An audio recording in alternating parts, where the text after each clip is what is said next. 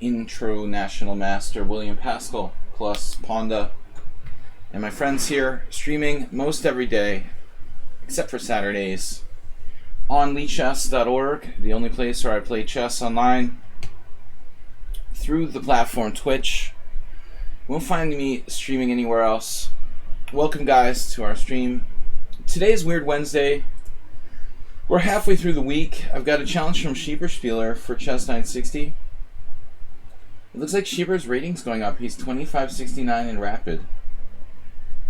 Have you crossed in the 2600 barrier yet? I couldn't get up that high. I think it was like 2550, maybe. We should be able to get up to 2600 Schieberspieler. Definitely in Blitz. But we should be able to push up the rating. One of these days I'm going to make an effort to rebuild my lichess ratings, but I haven't had any time to really work on it. So I'm at my floor, my rating floor. We've been floored for a while at 2400. It's embarrassing and difficult to cross below that, but anyway, we've got a challenge from Schieberspieler. I'm going to take that from FIDE Master Schieberspieler. 4th place in our tournament yesterday. Go back to playing like an IM Schieberspieler, your usual strength. Anyway, what I want to say. So tomorrow night, guys, we're going to do game analysis. Thursday at 6:30 CEST. I feel like there's something I wanted to say that I keep forgetting about. Asterbeat, welcome. What's up, man? I can't really figure out what it is. It feels like there's something I forgot. But I guess we just get started. Yesterday there was the funny game in the last game when the pieces were invisible. I still think that's a cool idea. There should be an option to make just some of your pieces invisible. If DK guy submits our game, I'll close the stream. I saw your game without a stow, though, Schieberspieler. And aside from the fact that, you made some horrible mistake to get a lost position, that was kind of a cool end. How you were down a lot of material, but you just kept having like a resource and then another resource. I know it wasn't a perfect game, but I thought that was kind of a fun game, actually. Even though you were initially lost, he had you trapped there. Something in the opening. An interesting line, though. Another exchange, Caro Khan. But the end, how you had all those resources was cool. You could submit that game. Dracofire's challenging as well. Chess, I don't remember how you lost against the DK guy. I'll have to check it out later. I won't show it on the stream. Anyway, all right, let's get started. Weird openings. Weird openings Wednesday. So I try to play unusual stuff. You don't have to. Schieberspieler, we're missing Troll and Roll. He borrowed Troll's idea of playing the first game Chess 960 on Wednesdays. So at least there's no knights in the corner. That's my pet peeve. I officially suck at Chess 960.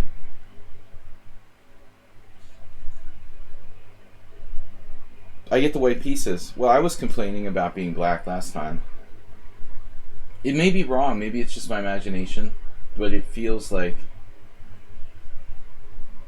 Somehow it feels like when there's no opening theory, the natural advantage of whites is like greater, I guess. I think that a lot of opening theory maybe benefits black more than white in normal chess. Kind of balances the first part of the game more. I mean, basically both sides play more perfectly in normal chess. One tiny mistake is easier to make in Chess 960. Just your first or second move can be very, very important in Chess 960. Like, you can get a clear advantage with a fairly natural-looking move. I mean, you can get a clear disadvantage with a fairly natural-looking move. It seems like. F5, an aggressive riposte. I could have played f4 myself, but I chose to play g3. Now he goes for that central control Dutch style So obviously we can do symmetrical. I was planning on playing f4 anyway. Gotta wait. Really gotta pay attention. There's no weak points though. Sometimes there's like a pawn that's just not protected on the second rank in chess 960. Usually it's the A pawn. In this case, there's the rook pawns. One of the what is normally a rook pawn. It's weird. We can't call them rook pawns now. What do you call it? The A pawn.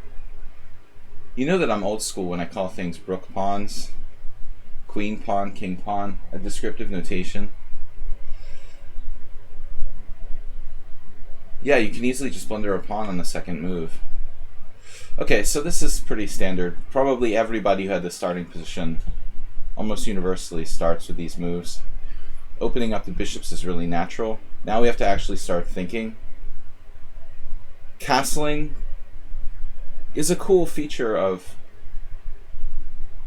the coolest feature of chess 960, the fact that you can castle to either side no matter where the king is. And that's always very like deceptive. This knight in f1 is awkward. I mean, where am I going to put that? Like in the way of my bishop? Or do I play d3 and put it quietly on d2? It looks like what Schieberspieler's thinking about. He's also threatening to push like e5. For those of you who are new to my stream, if there's anybody out there yet, because we just started, I try to really focus on making the stream instructive, something like intermediate level that everybody can benefit from, but I'm not here to pretend I'm really cool by playing super fast bullet chess or to look good. I admit that I suck. Alright, d6. So d6, d3, I assume, is like a natural.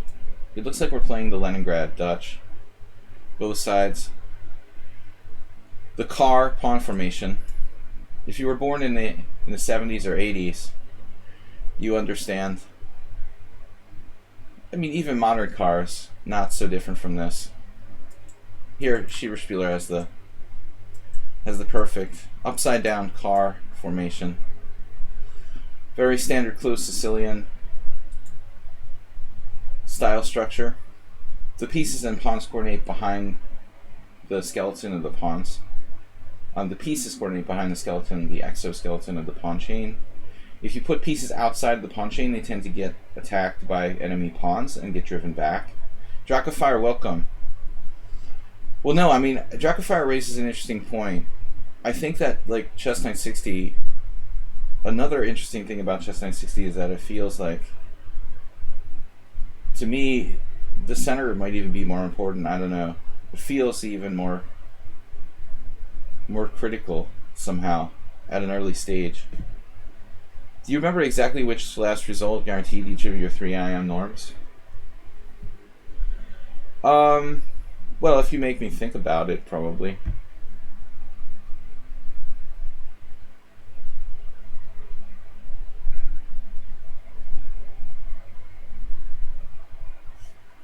I guess if you made me think about it, but let me see. Ironically, I don't know. Ironically, I think like all cases were draws in the last round.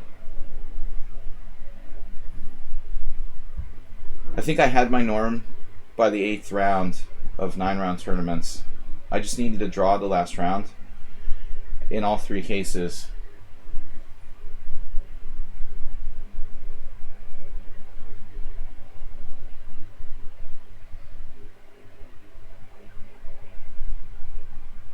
Usually it was like an 8th round victory that was critical for me. I had a little harder time getting the rating requirement. It took me a little bit longer. I had like 6 norms by the time I reached 2400. I remember joking about that a lot. I wasn't that consistent, and I think I had something like, I made my first IM norm when I was around 2285 rating. I was like 2300, and I didn't actually get the title till I had achieved It's ridiculous, like six IM norms or something. But the actual rating has to be 2400, and I was always like around 2375, and I had trouble getting from like 2375 to 2400, but eventually I got it. It took like another 6 months, but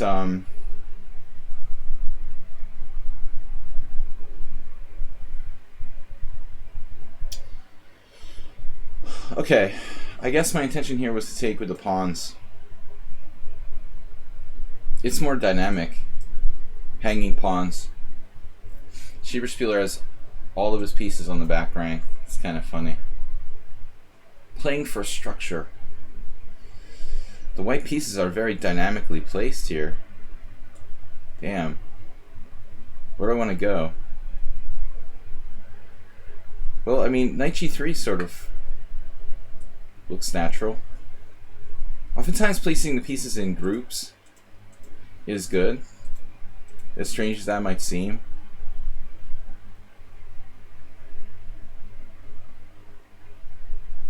Yeah, all my first IM norms, I just needed to draw in the last round, and in no cases did. These are like round robins. Never it was like a game against like the player who had to win their last round, so all my opponents were okay with a draw in the last round.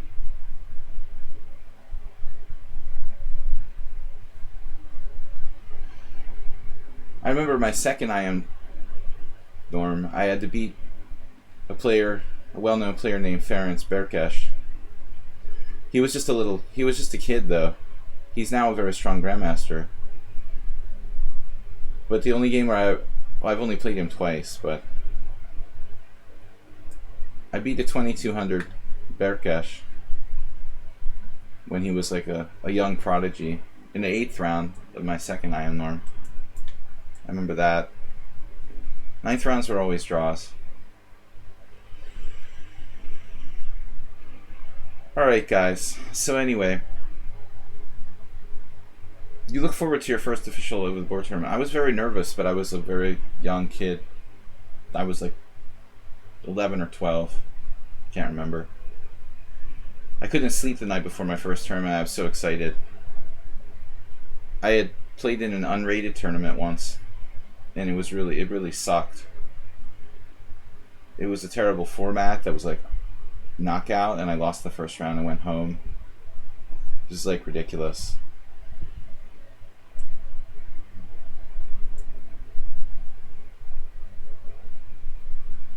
Schieberspieler doesn't want to get any pieces off the back rank here. So how about castling? We can't castle if we can't move our king. He can castle. I guess we're not castling on the long side. How do you even describe castling in chess knight 60? Can someone tell me? Sorry, you still can't. Wait. You still can't. I started thinking that's why you moved your queen, but you just recaptured on d8. You didn't move your queen to d8 because you wanted to. Alright. Yeah, chess knight 60 is confusing. So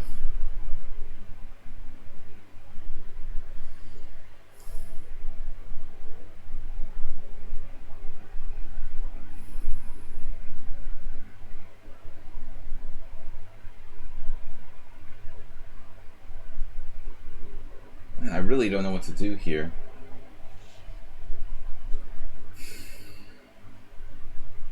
Our pieces are a tiny bit more active than black's.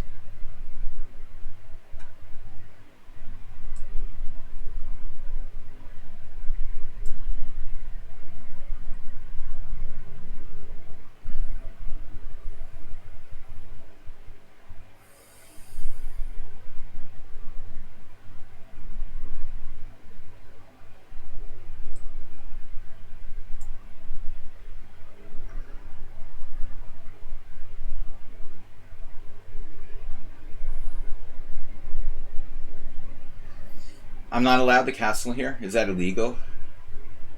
Did I miss a good move? No, I'm not going through check.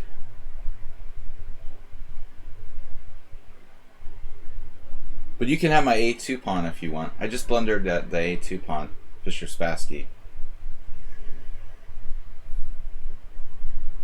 This is probably good for you. I wouldn't be complaining. I'm the one with the worst pawn structure. He's just surprised. Don't worry, I often misunderstand the rules too. He didn't want my pawn. Strong knight in e5, but Schieber-Spieler has the better structure.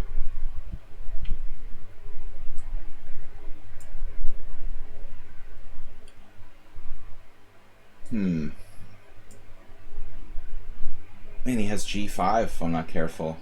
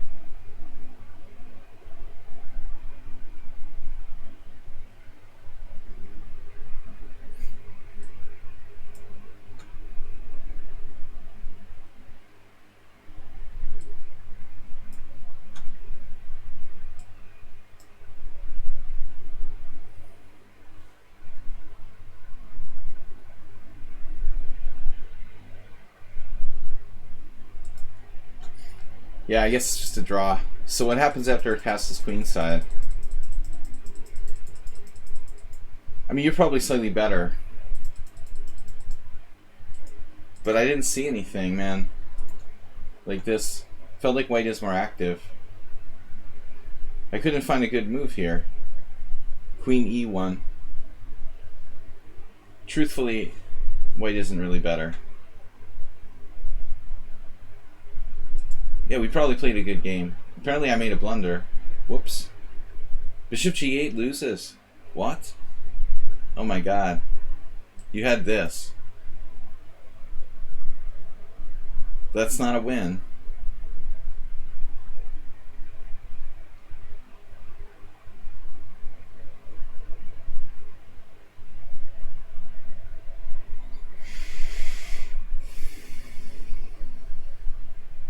Okay, the engine takes a while to sort out king and pawn in games, but I mean, my structure is clearly worse here.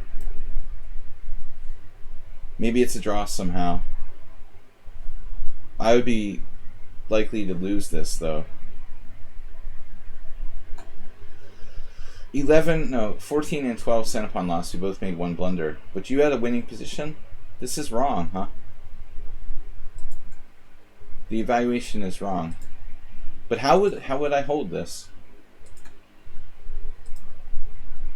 Oh, you first exchange. Wow. So first exchange at bishop e6. Computer claims it's winning, but is it? Is it really winning?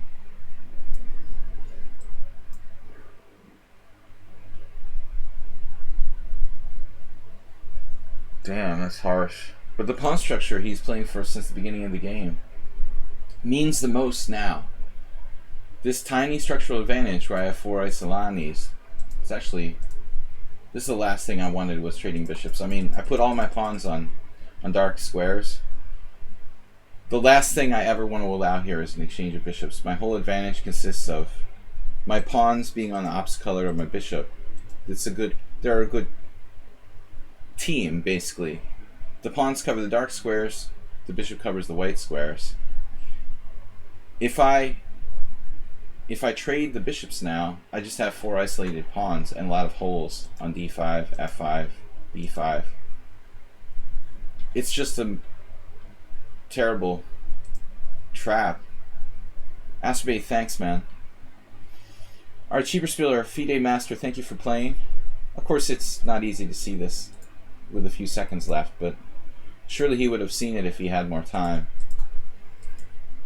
It should be a draw, but this move is just a catastrophe. You want the bishop to be mobilized, you know, and here it's like very immobile on g8. I can't take the pawn. I mean, it's a stupid move because it's not even a threat. I can't even take this pawn because of king g7. I see that, yet I did it anyway. Just really not good. Alright, Dracofire Flow Chess, welcome guys. Well, honestly, you know, that game yesterday is still interesting to me, Schieberspieler, because when you play that continuation with queen d7, there's a bunch of games from our game yesterday. There's a bunch of games where white avoids the exchange of queens, and the engine claims that white is better after queen b3. But among the games that I saw, like, white lost some games and didn't win a single one. So it's actually an interesting position. A lot of people tried to avoid the exchange of queens in that ending you played, but none of them were successful. And the engine claims that it's better for white, but I'm not sure. Alright, Dracofire, welcome. Chess 960, we're done. We're done with Chess 960 for now, so I'm just going to try to play some unusual openings here. I like the birds opening. For fun, for avoiding theory, for my opponents not knowing what they're doing as well, f4 is a good move. The Fromm's Gambit is a pretty good choice for black. I don't know. But black has to be an e4, e5 player who's willing to play the black side of the King's Gambit. Black has to like the black side of the King's Gambit to play Fromm's Gambit. That's the problem.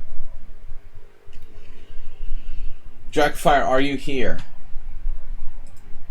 Or did he leave the area? Yeah, I had a friend who did that.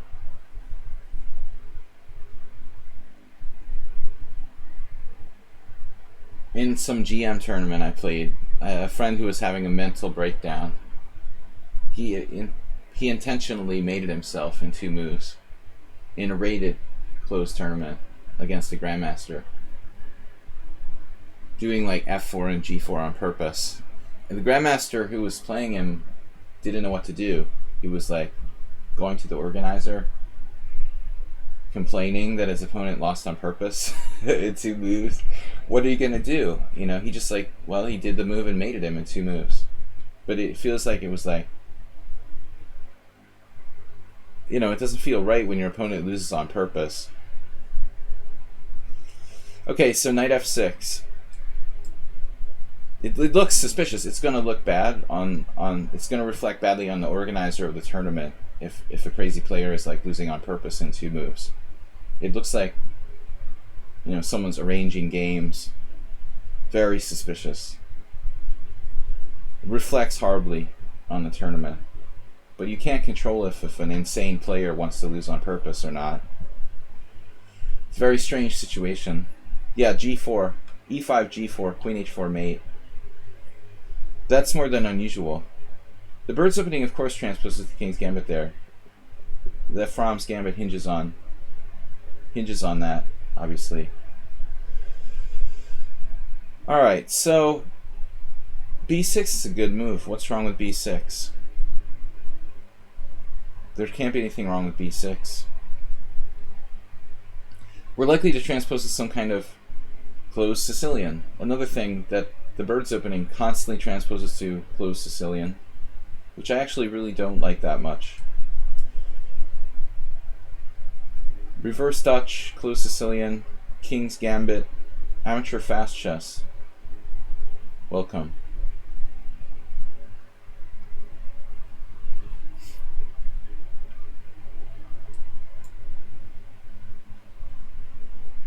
I guess I was addicted to g3 f4 after last game against Schieberspieler. Pretty correct game from Schieberspieler and myself, except for that one blunder at the end. So black very solid here. If c5, it becomes a kind of closed Sicilian. If d5, it's a Dutch in reverse. Right now, it's not yet defined. Guys, I'm International Master William Pascal. Focus on playing longer games with instructive commentary here on lichess and Twitch. Today's my weird Wednesday, so I try to play more unusual stuff, but not ridiculous. Now this is passive. It's a little passive for black.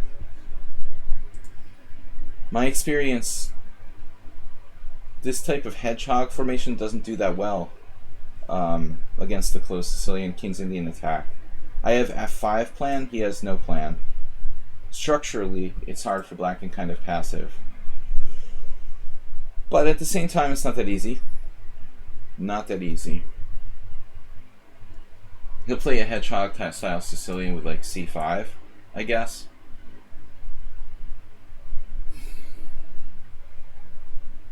f5 is interesting, but I probably have to sacrifice a pawn. I don't really know. I don't really know. I mean, h3 and g4 looks like a normal expansion on the king side.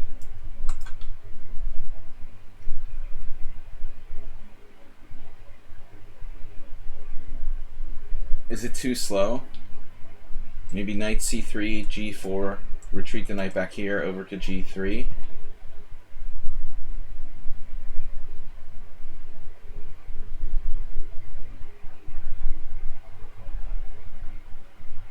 For those of you who are subscribers to my stream, tomorrow night I'm doing a subscriber stream where we do game analysis. You wish I would stream more. Thank you. Well, that's a nice thing to hear.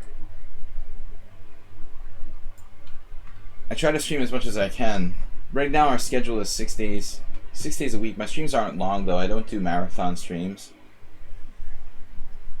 I usually stream for like 2.5 hours to 3 hours per stream.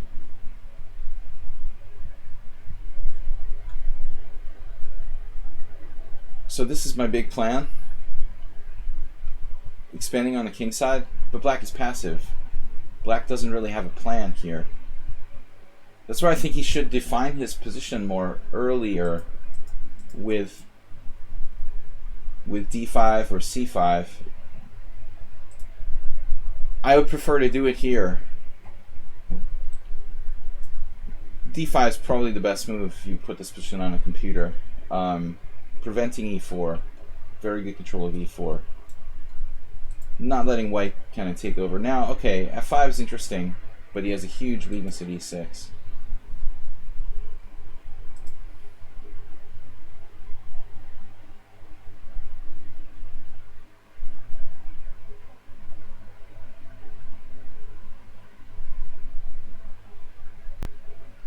It almost loses by force.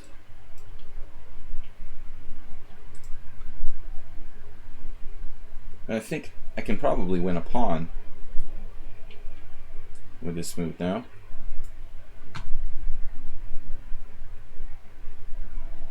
But you've got to be careful in any sort of, well, he's playing the Dutch now, but I mean e6.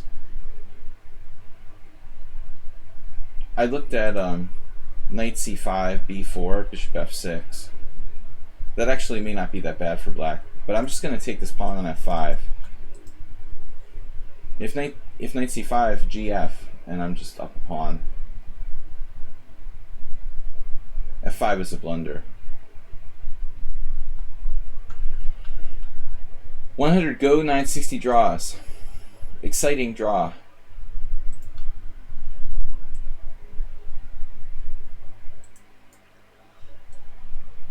Draws are part of the game. The third result. Draws are underrated. I have too many draws in my over the board games. I probably have like one of the highest drawing percentages. Players around my level. But I a little bit lost my motivation at one point. I mean, I'm not playing, no take backs, come on. I'm not I mean, I'm not playing in tournaments for like big prizes or something lately in the last times. So a lot of times, maybe when I was younger, I was playing more tournaments for money, and I was less apt to make so many draws. But if we're not playing for money, I'm not as motivated. I used to like playing in club tournaments where there was prizes.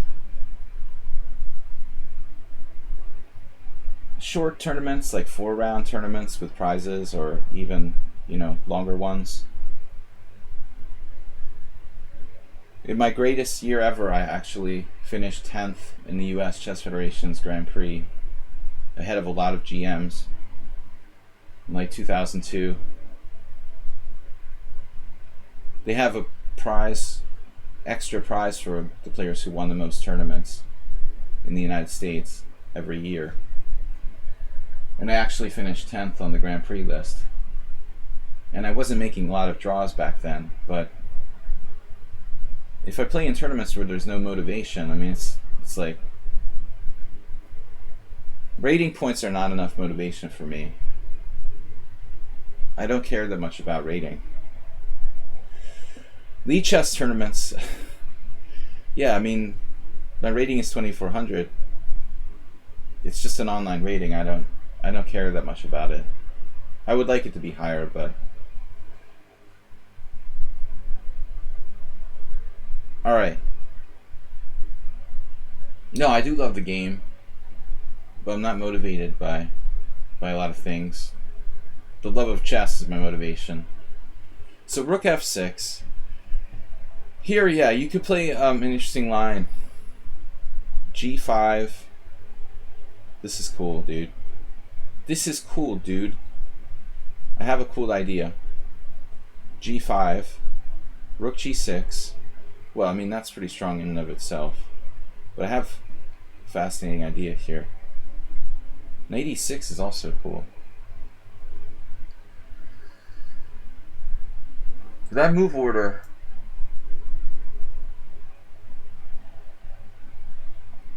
So I think his rook is trapped on e6. Being a little artistic now. How does the Hungarian chess scene survive without gigantic prizes? Well, we have a lower cost of living than the UK or the United States. But it doesn't really survive in that sense.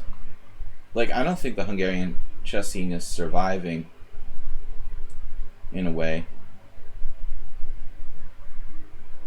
I think the sign of a surviving chess scene is when middle-aged people take the time to play in tournaments. I mean, you never see that. This is funny. I was talking about how I go to tournaments and there's only old people or kids. It's a hobby, It's not like a lot of Hungarian professional players can't play for a living. They have to go to other countries, play in the Bundesliga, play in Italy, play in Switzerland, play in tournaments in Austria. There aren't many prize tournaments in Hungary that are worth playing in. This year, of course, with the pandemic, there's even less. Although we can play a little bit here. There actually are tournaments in Hungary, whereas in a lot of countries there's none. But I mean, if you take countries where the cost of living is lower than the United States, like Hungary to some degree, India is even lower cost of living, the prizes will be subjectively, less and less and less. In the UK or the United States, prizes are higher because people make more money. So it's possible to make a living by playing in tournaments in the United States. The problem there is that there's too much competition. Too many grandmasters now playing in tournaments in the United States. So, very difficult to make a living by playing in chess tournaments anywhere. But definitely, it's for the love of the game, for the most part.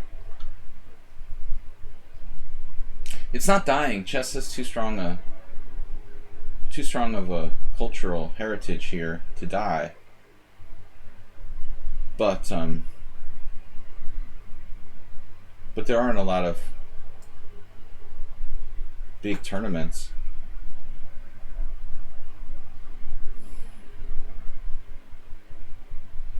But the prices are very low compared to the West. But that's always been the case since the 90s, as long as I can remember.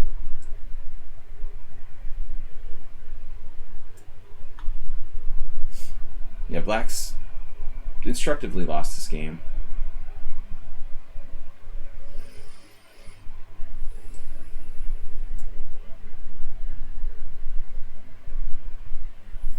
Yeah, there's a Hungarian team championship, but it's not as wealthy as like Germany or somewhere like in the neighboring countries.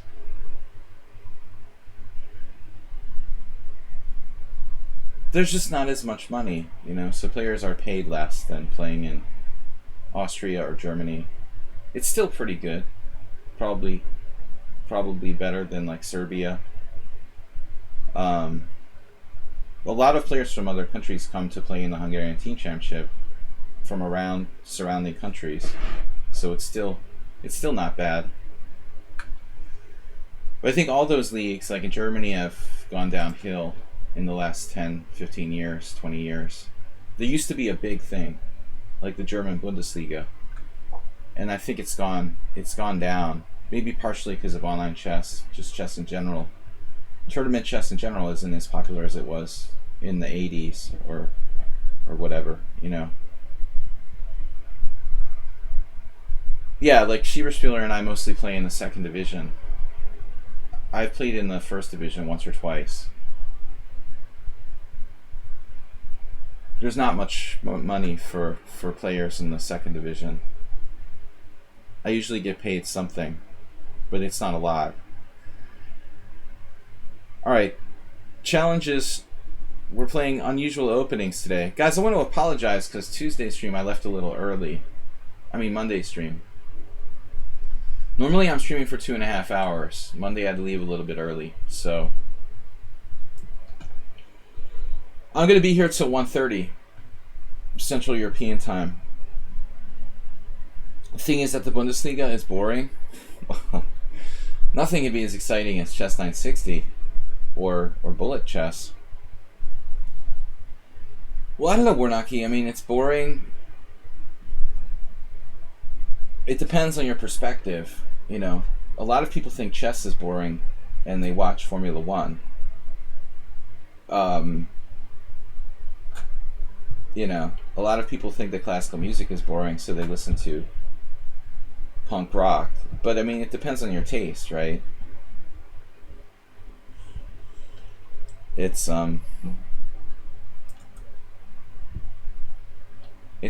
what's up, Bob?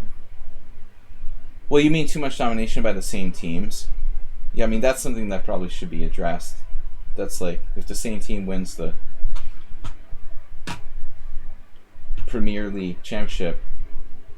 London system is not an unusual opening. Alright, so what do we have here? An unusual way of dealing with the London system is called for.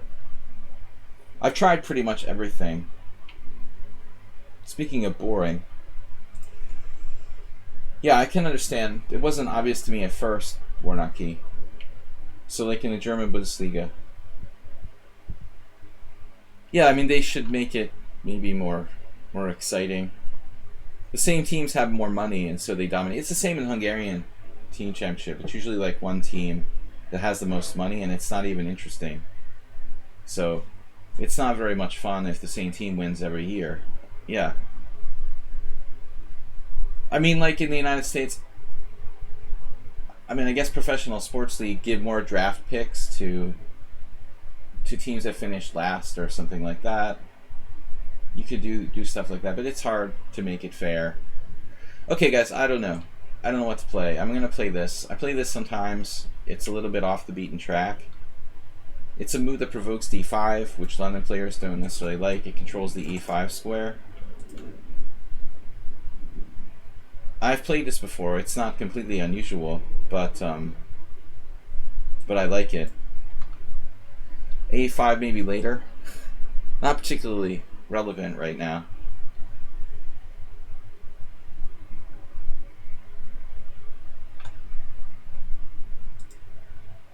Well, when you said the Bundesliga was boring, I didn't understand at first. I just closed my window. Sorry, guys. All right.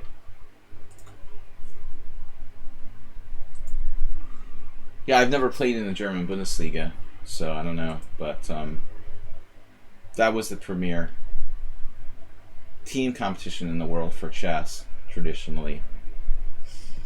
Well, we don't have anything special here. My best option is to castle kingside and fianchetto my bishop.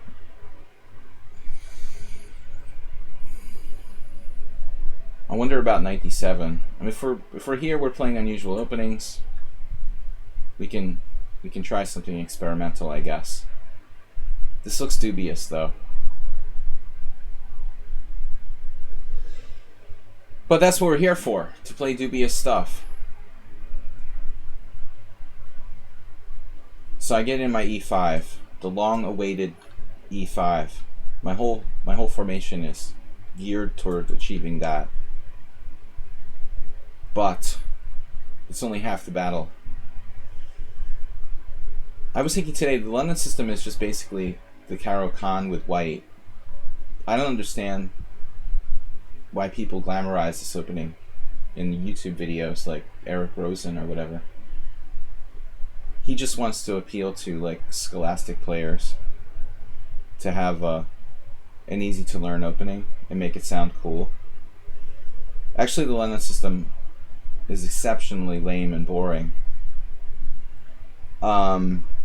Nevertheless, it's a solid move. I mean, solid opening. I guess I should take here with the pawn.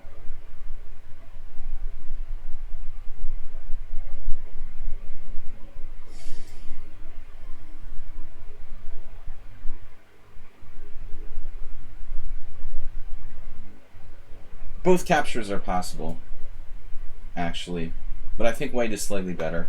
That's a bad move. I think it's a bad move for white to play knight takes. We can essentially equalize.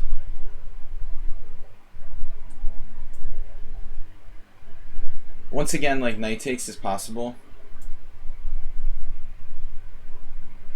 White might still have a very small advantage here. I kind of doubt it.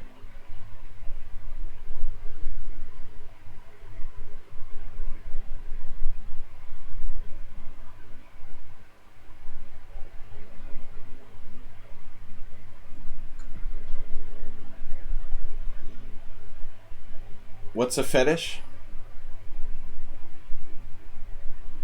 E5 is beautiful.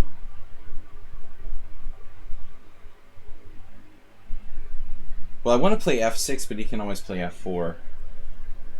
I'm not sure about knight d2. My strong point needs to be guarded. And I don't really think my knight is guaranteed there. I can always play like bishop e5 later. Take out the knight on c6.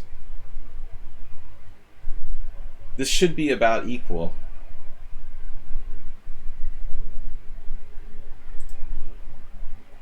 We used to have a viewer named Saul who was banned for playing a5. No, it wasn't a5, was it? Was it h5? I think you're getting your signals crossed, Bob. I thought he was banned for h5.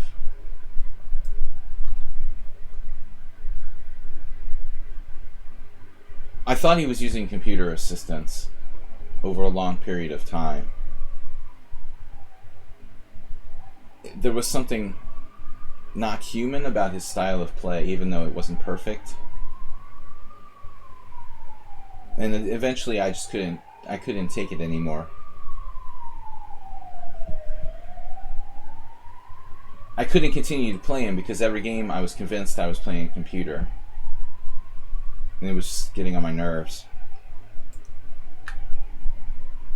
He seemed like a nice guy. He was a nice cheater. I mean, Just because you're a cheater doesn't mean you're not a nice guy. They're mutually exclusive things. He was a nice cheater. Like Merle Dixon. Very similar. Great guy, but not really morally correct. A5. There we go. Exclam. In the words of the great African American international master, Emory Tate, triple exclam. The world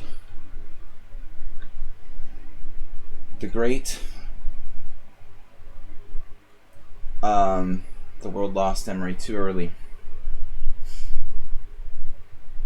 So I guess we'll go with A4, huh? Should I, though?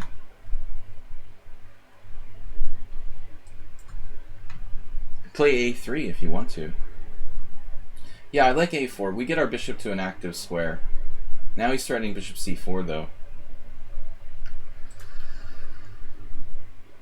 Alright.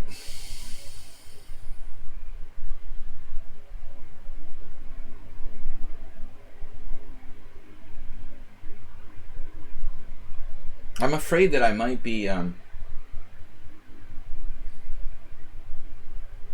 not be better here. I might be under a false impression.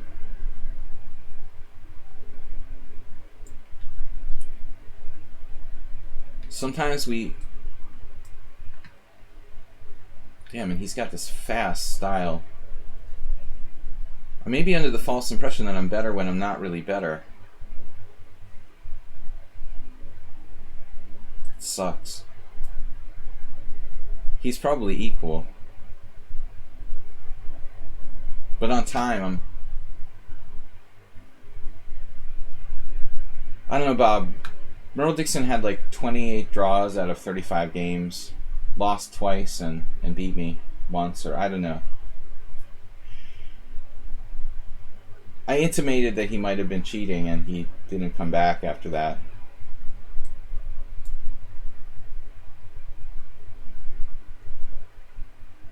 It was ridiculous. He wasn't like cheating every move cheating. He was cheating, when it was convenient. This is equal.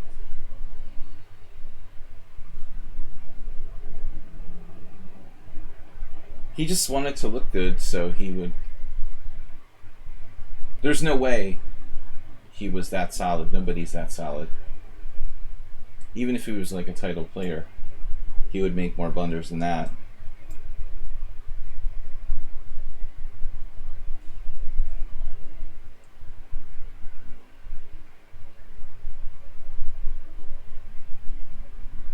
That's like a Tushar. Tushar self-banned. It's not like I don't know what to do. Why didn't I play this earlier?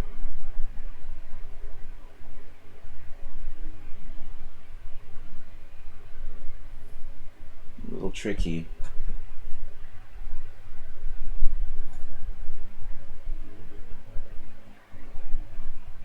Yes. Man, that's a really irritating move.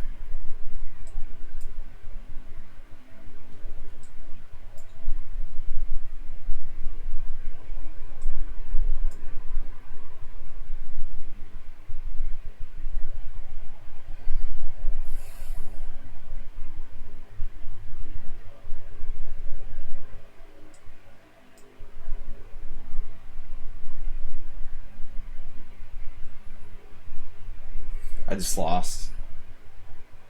Missed rook d5. It's a very insightful move.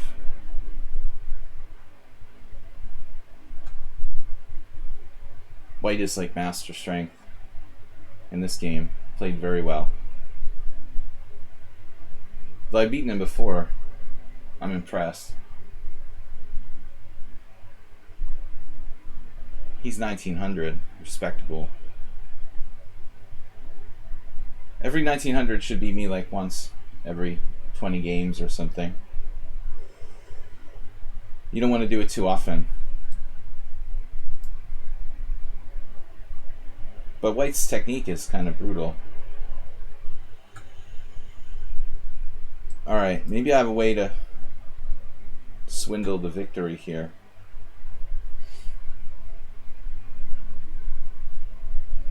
I don't see it yet.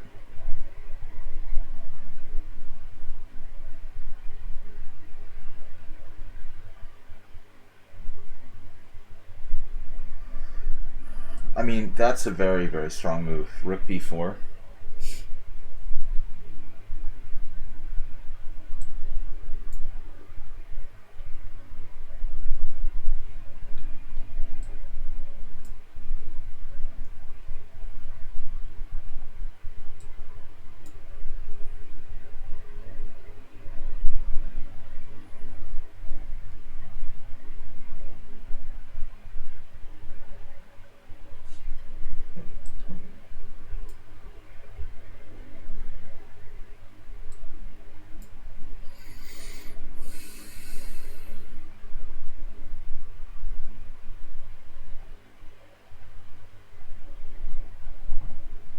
That's unbelievable. He literally sees everything instantly.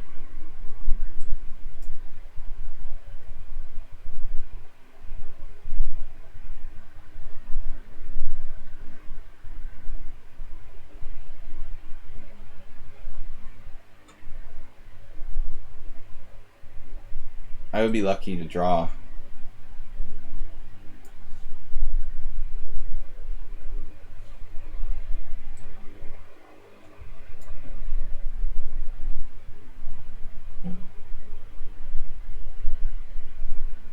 Wow.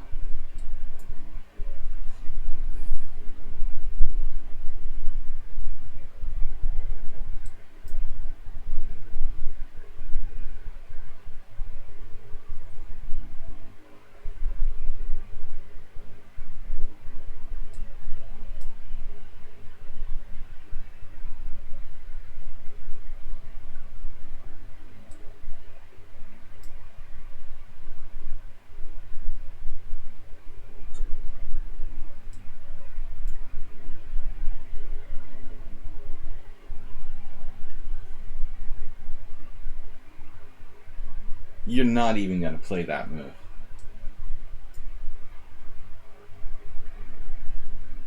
What?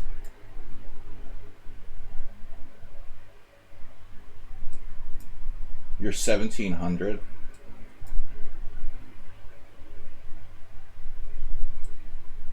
He's 1700 and play like that.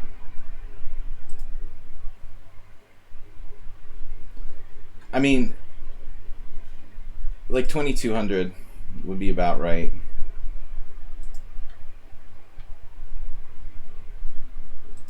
About 2200, I would say.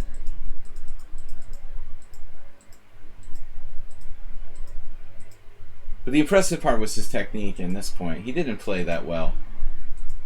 But here, from here on out, this starting at this point,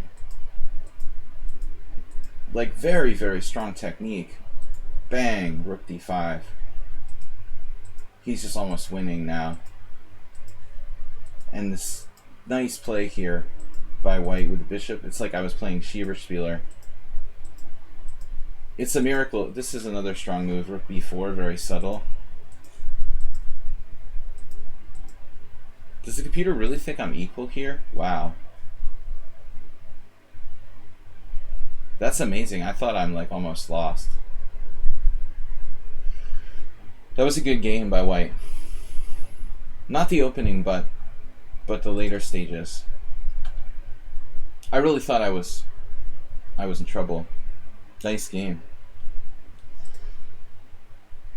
Heinisch 5+3, 2 Kame. No, that game you played like a 2200. Performance rating for that game for both sides was like 2200. Except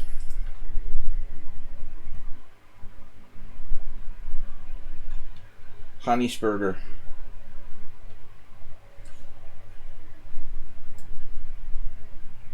We both played like 2200. I missed rook d5. It just ruins my position.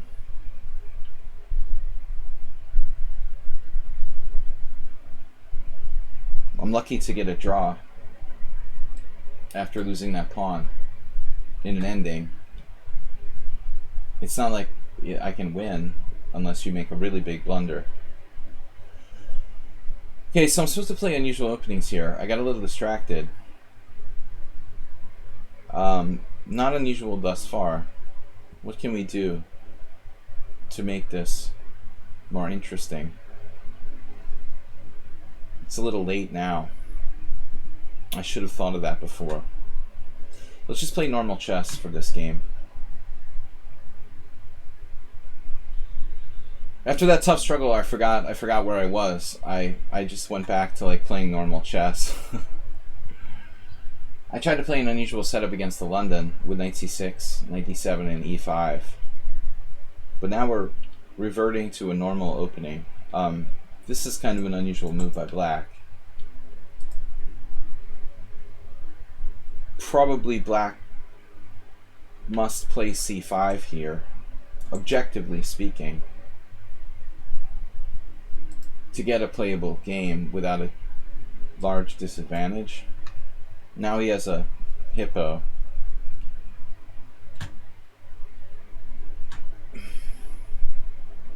Are we going to have the mega battle on Sunday? I think so. Weird to see slower games a weekend in 3. Well, I didn't choose the time control for that. I trying to be a good sport, because Vita Levente created the streamer mega battle, and I think it should actually.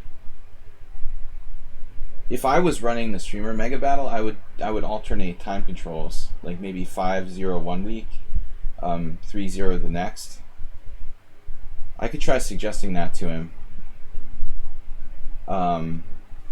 I don't understand why 5-0 would be a problem, but this looks bad for black. You're just smothered. The Smothers brothers. You never want this to happen to your fianchetto bishop. Asterbate has learned that in the Owen defense. Oh, they're afraid of cheating. I see. Yeah, I forget that. But honestly, for someone who really wants to cheat, I don't think there's a lot of difference. There will be slightly higher percentage of cheaters. I think the same people are going to cheat if it's 3-0 and 5-0. Yeah, you would slightly increase the number of cheaters by like 10 to 15% probably. But I don't know that it would really make that big of a difference subjectively. But I understand. That's the general idea. Unfortunately, 3-0 doesn't weed them out enough. Anyways, next 3 Sundays are not good. Next Sunday for me is good. I'm going to be having a tournament in 2 weeks too. I'm starting a tournament on the 21st, so our schedule would be hit or miss between the 21st and the end of the month. I will try to do some streams during my tournament, but they're not going to be at the regular times. I'll probably have to mess with the schedule for a little while. I'm going to go for it here with the lobster.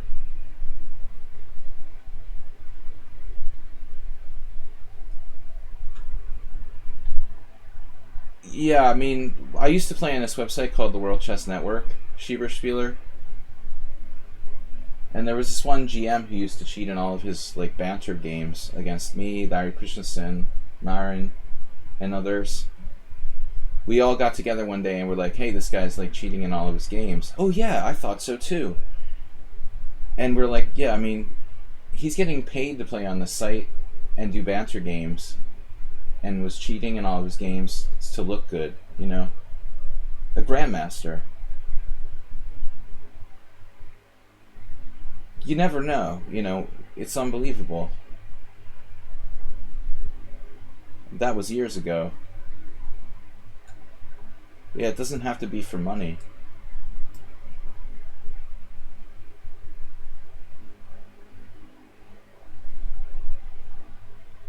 You don't need to be in a fashion show to wear nice clothes. Hey, what's up? He was just trying to cheat so he looked like a god, I guess, to impress people. He had like a 2,900 performance rating on the site, playing against GMs and IMs, although he was like a low-rated Grandmaster, just around 2,500.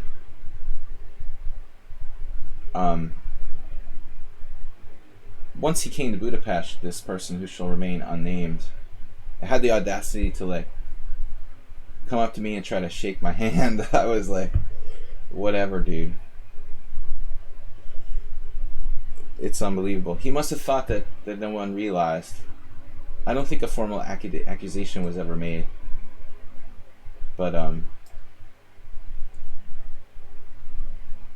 nobody wanted to rock the boat because it was just a banter games and we're getting paid to play. Nobody wanted to complain to like the owners of the site. So we all just sort of sat there getting beaten by this guy, knowing that he was using a computer and not saying anything about it. I'm going to target that H-pawn now. We've changed our plan.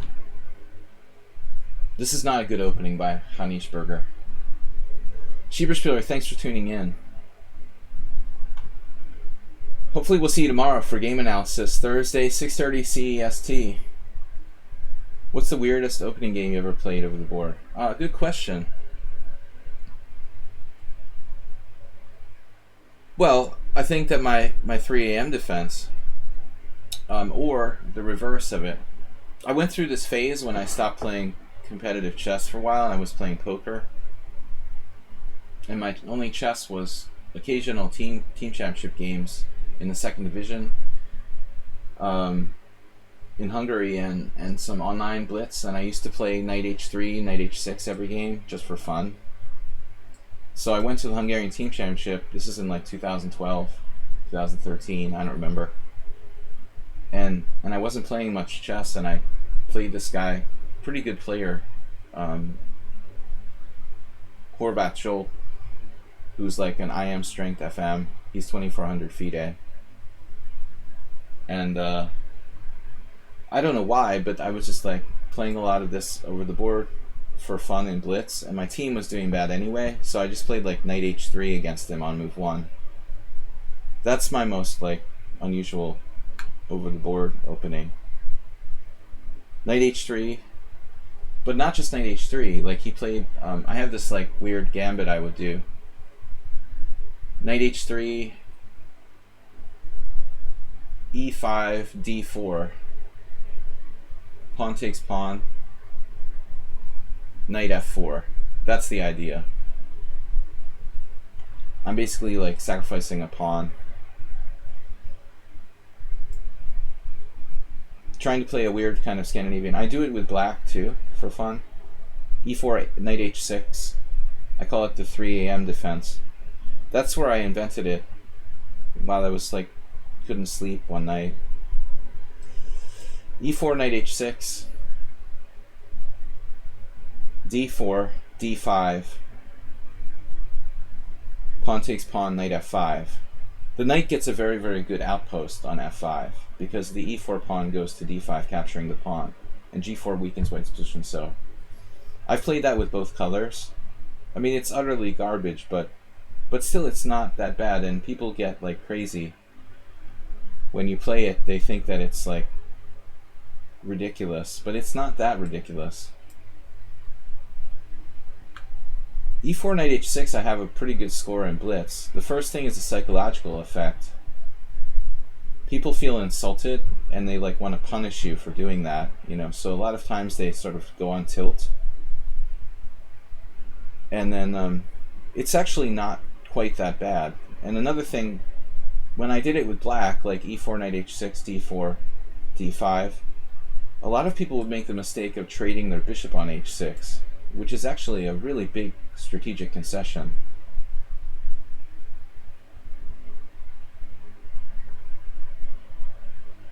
So I've played it with both colors.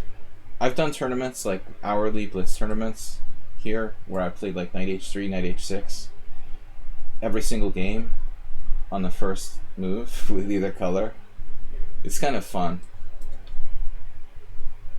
But I used to do that all the time, just to keep myself entertained.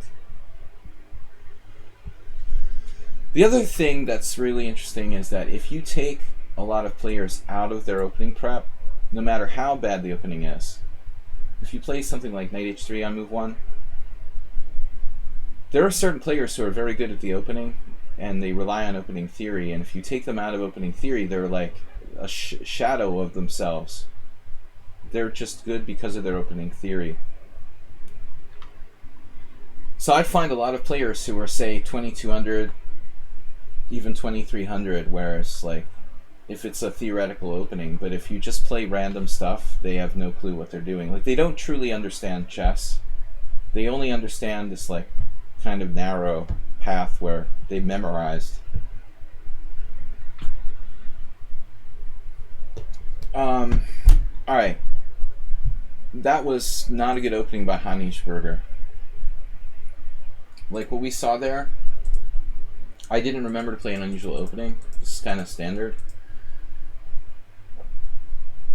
I think there might be games with d5 in this position.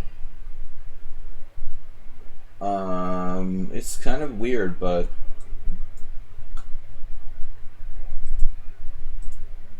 let me see. No d5. So c5 is the reliable move. Knight f6 is provocative, and apparently, yeah, bishop b4 is good. I've actually played bishop b4. I had a game with somebody with bishop b4 before. I don't remember. Yeah, it's an English defense. Alright. 2 Kame. Princess 2110. Nice rating. Okay, I should take Princess first because she's a subscriber to the stream, I think. Danis, what's up? How's our last game for the battle? I did analyze it. I don't always go over my games, but you did something like, well, you played that kind of standard Schmid-Benoni, right? It's just a little better for white. I don't really like playing those positions for black. So I was better. Then you were like, okay. When I played knight d1, the computer said that I was better by like 0.6. It actually didn't like that move. I missed a really strong move against you, Danes. After queen h6, queen e8, I had like knight f5. I was looking for something like that, but it's very complicated. Anyway, it was worth analyzing because it was an interesting position. I think that there's like a knockout there, and I didn't find it. Knight f5 was very complicated though. And then later you were okay, but we started making blunders in time pressure. Yeah, I have a bad result when I try to play that type of stuff with black. It's obviously a little bit better for white. Alright, so Princess Chess is here. I'm going to take her challenge first. I don't think I was remembering to take subscriber challenges first today, but we didn't have so many. So Mondays and Wednesdays I like to take the subscriber challengers first. On Fridays I'll just take open challenges from everybody. But to give the subscribers like a little extra benefit, I like to take their challenges first. So, in the name of unusual openings, we have the perfect chance to perform an experiment here with knight h3. And this is the 3 a.m. defense in reverse. And this is what I played against Joel Horvath. This was like in 2013. He ended up like winning the exchange and I drew. I was down a pawn in the exchange. But the concept behind the thing is to get a really good outpost for a knight on f4. experienced player. Like, he was too strong to play this against, you know. He actually, I think, I don't remember now. Maybe Jolt played c5. I can't remember.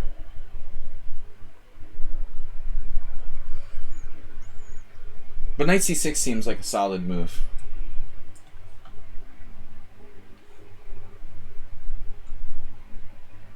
Thanks, Donnie. It's also a pleasure to play with other good players. What is what? I've got to watch out for g5. 3 a.m. attack. It's very dangerous, man. I did this against a Mongolian woman who's a very strong player here. She's like 2400, but I did it with black and I lost against her in a rapid tournament. Princess Just is playing this pretty well, correctly. My position is dubious. Perhaps I should just castle there. I mean, I'm down a pawn.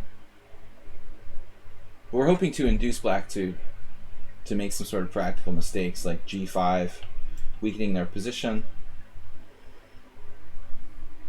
It's not sound for white. I'm down a pawn. But the idea is to put the opponent in a very unfamiliar situation. Black here reacted sensibly in. Well, technically she was a teenage girl, Bob.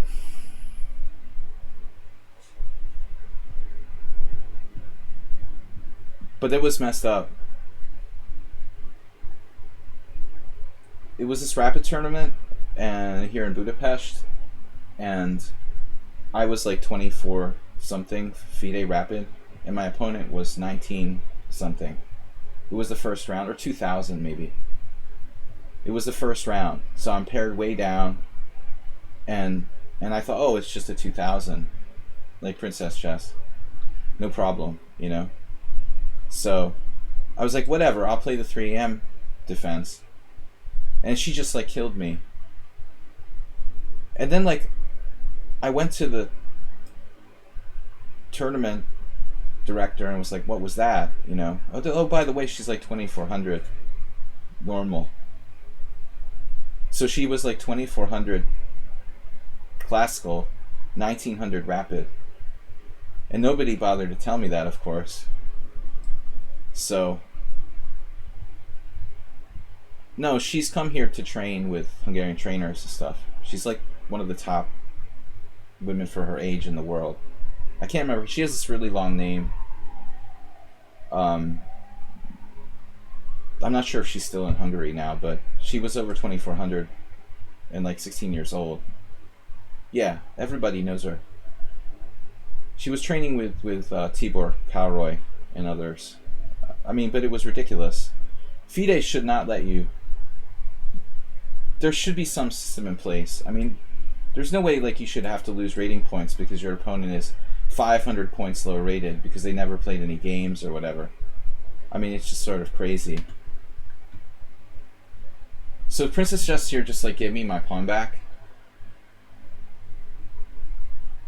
randomly. You beat her with black. That's pretty good. She's solid and very solid style. But I just didn't know she was a good player. I mean, I would never play that against the 2400 except for that time against Jolt Horvath. Here, what am I doing? I just give up my bishop. Ops colored bishops. I like ops colored bishop positions because they're very dynamic. This is not really an open position, so she does seem like she knows a lot of theory, and I didn't realize at the time that she was studying with Kalroy, who's really kind of like an opening theoretician. But she handled that really well against me, honestly. She's just a good player. But I think that FIDE should have some rule. Like, you can't have more than 300 points difference between your ratings or something. That would be my solution. There shouldn't be more than a 300 point difference between your classical and your rapid rating. It's just absurd. You know, there's like some tournaments recently with a Hungarian Rapid or something where there were players who were like 2300 and they're like 1900 in Rapid and 2300 in normal. Like, that's stupid.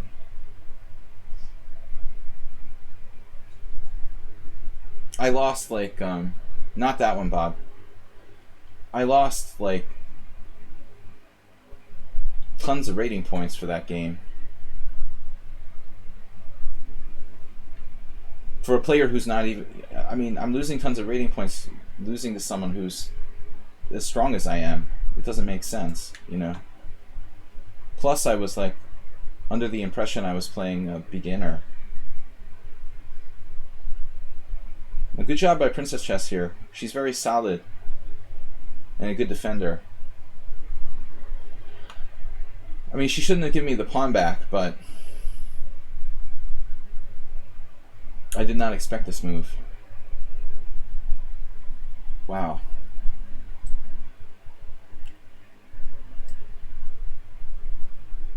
Black might be able to play c5. Yeah, Nomen Erdene again. Yes, that's the woman. So I played e4 knight h6 against her and she just like killed me.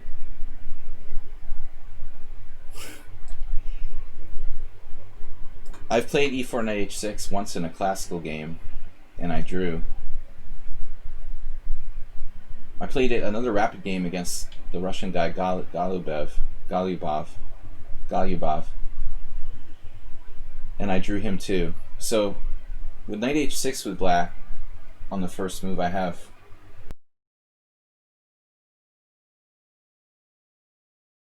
classical draw, and with white I have a draw. I have yet to win with it. Where is my knight? So basically with the 3 a.m. opening scheme, I have 3 draws and a loss so far in over the board games, if you count. Though in Blitz I have a very good score with it.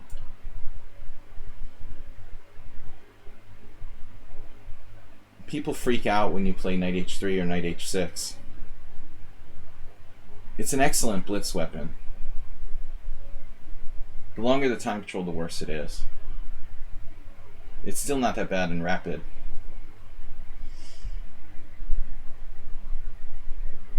It's probably devastating in bullet chess.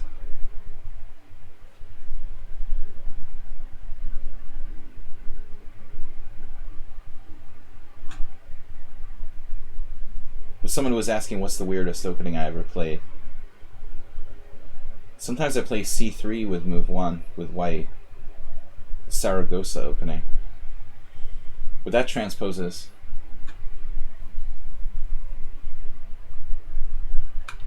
My friend Joe has some book where some guy recommends playing like c3 and g4 somehow, combining the Grab and the Saragossa opening into like a system. Does anybody else know what I'm talking about?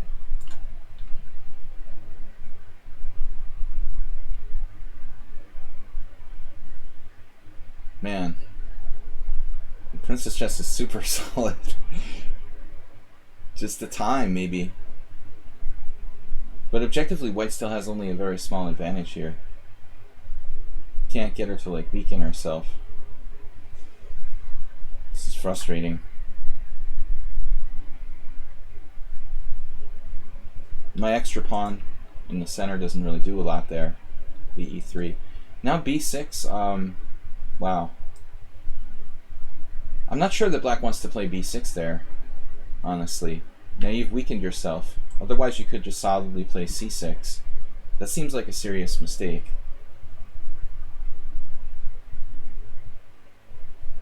I seriously think that's a mistake. Now I could have just played rook c6 there, maybe, but I'm not sure if it does anything. Now which way do I take?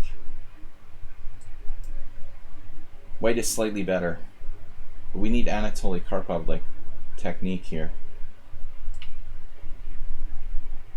Queen g5. This is more important. The base of her chain just gave it up. Man. Alright. Is my rook trapped?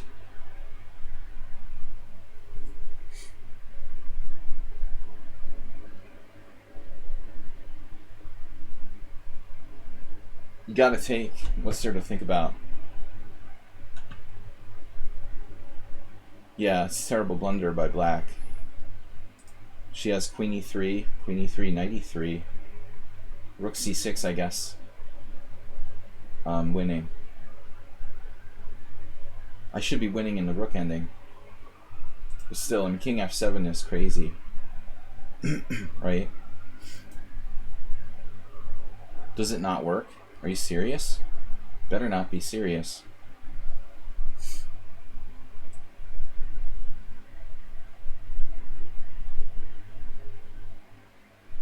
Your rook's hanging, my rook's hanging. What the heck?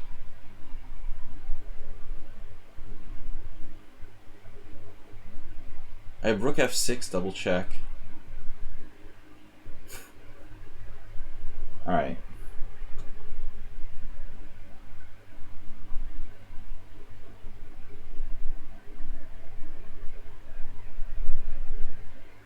Funny position.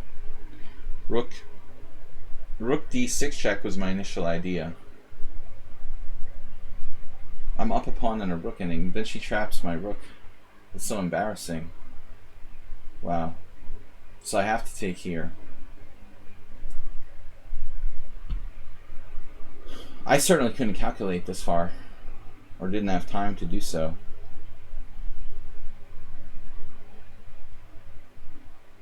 How's my driving?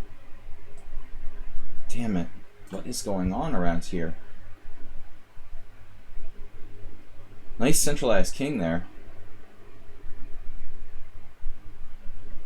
Okay, now it's winning. Maybe rook d8. This game drove me crazy.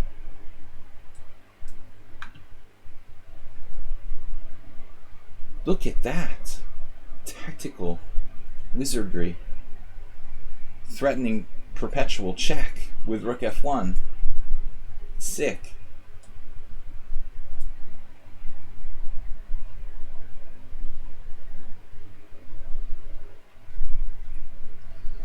Perpetual check, rook f1, rook f2, rook f1, rook f2. Princess chess is evil tactically, but it's a totally different style for me. It was a good game. I mean, a tight game. Not easy. Very tactically based play. I couldn't even calculate what was going on here. But honestly, like, it's kind of crazy to do that. Can you just sort of hunker down here? Try to defend? It's not a pleasant position, but I mean, what if you just try to hold the position somehow? Maybe she's right to play queen g5, but she played it like instantly.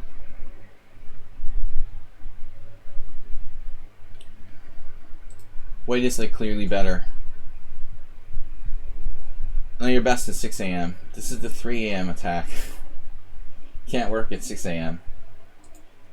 Alright, I just took this challenge. If there's a subscriber out there that wanted to play, I guess not. Alright, so we've got new opponents here. Tukame, Billy Lover doesn't have any games. Billie Eilish. I don't play players who don't have established ratings because people tend to troll streamers. This player's cool. Bughead has just 42 games. Not really enough. But J.K. Linney, I know who that is. Alright, so I'm weeding out the players with less than 100 games. Sorry guys, just come back next time with an established number of games. I'm gonna play something different. Damn, the London again. It's really hard to play something unusual against the London. That's the theme of my stream today, unusual openings. I already played this once, knight c6. So now I need something else to play.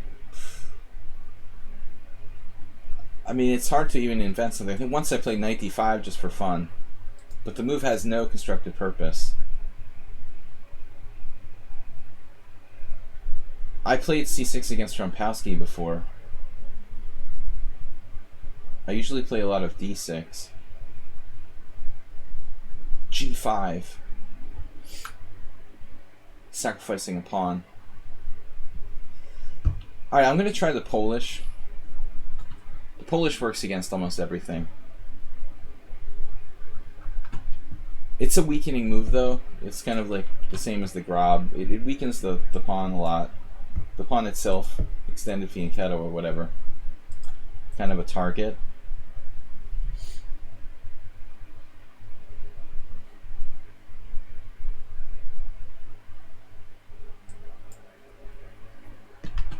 b5.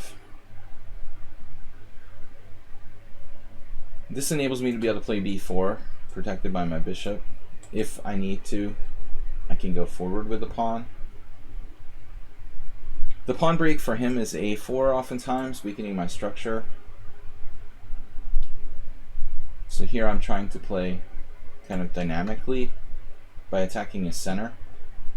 Similar to what you see from the Queen's Indian, just my pawn is on b5 instead of b6. So now I have to be thoughtful about this pawn. Try to be active here and defend my pawn with a developing move. The queen is developed early, but it is behind the shell of the pawn chain, so it's not that exposed. Normally we don't want to develop our queen too early. It's a very good, important, fundamental. Pay a lot of attention to that rule, you know. That's a fundamental rule that should be followed. We generally don't want to bring the queen out too early. It's a good idea to listen to that principle.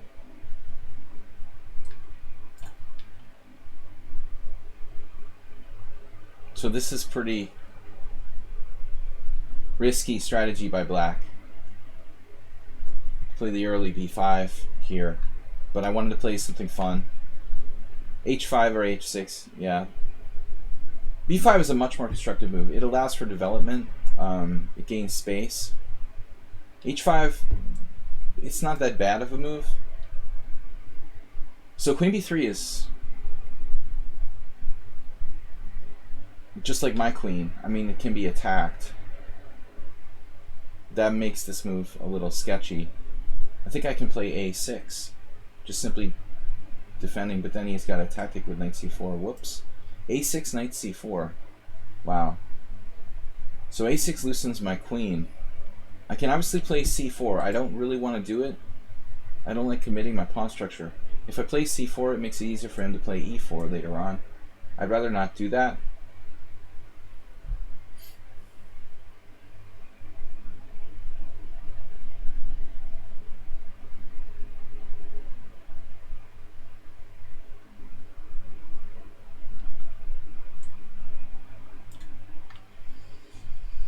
It's creative. If nothing else, we could say I'm being creative here. I don't know if it's good. But this is a bit awkward. Developing the bishop out in front of the pawn. Still, I mean, black might have a good game if I can get away with it. I'm running out of plans here. So I'm just going to try to grab the center and play even c4, b4 now. This might be just decent for black. c4, queen c2, b4, e4. He's breaking through. Still not good. Knight h5, off center. Yeah, white's playing very, very solidly. I guess I could play knight a5, but again, leaves the center, leaves e5 open. There you go. Fundamentally important square. White is really solid.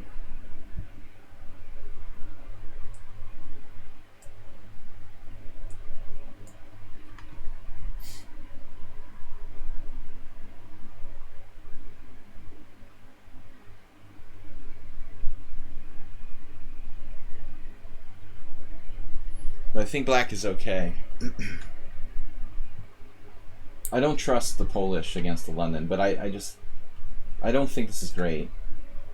But I was struggling for something fun.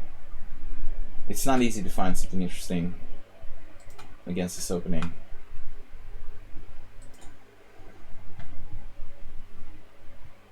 The second London I had today, I just wish I could make it go away. I wish the London never existed. Alright, so knight f3 I think might be a mistake. Truthfully.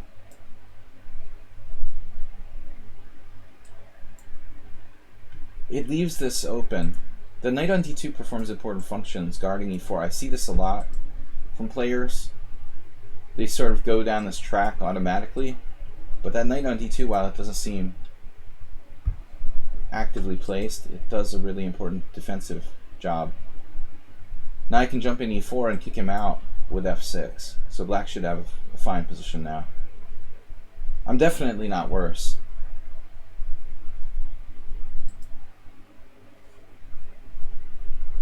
We gain control of e5 with f6. We have no unnecessary weaknesses.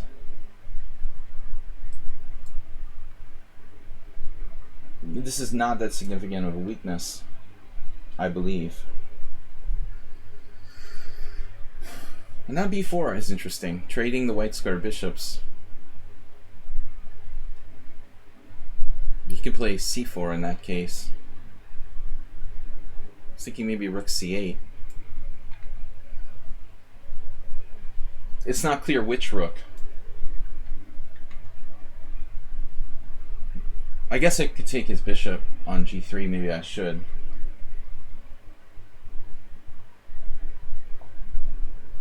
Schieberspieler would like this.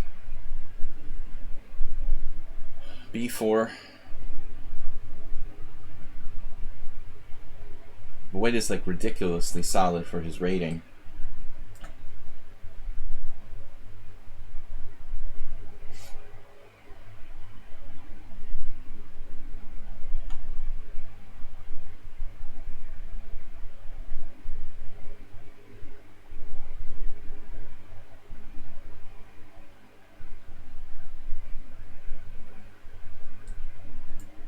If c4, I close it up too much. Now what about the dark squares?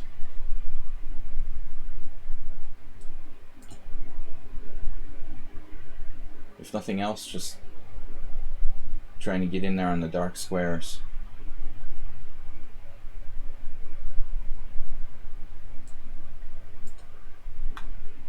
Still not that easy.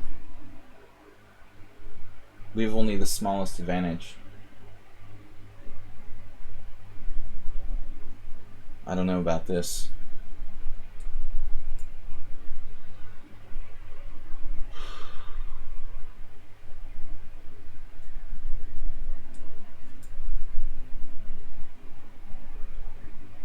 Better call in Schieberspieler. This guy is 1868.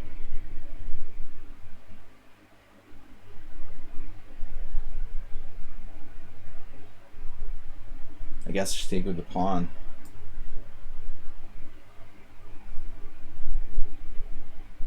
Strong pass pawn, but it's not easy to break through.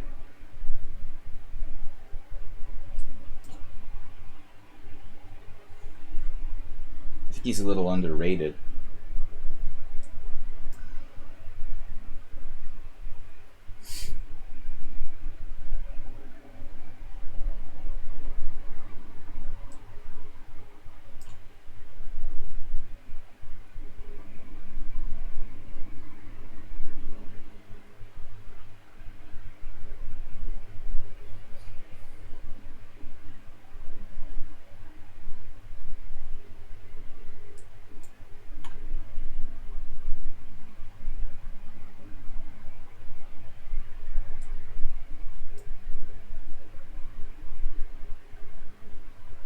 The queen has no squares now. It's kind of comical. But I don't think this guy is beatable.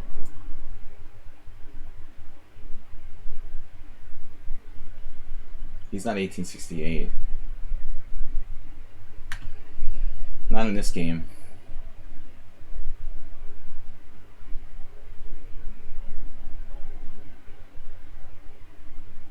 It's too solid.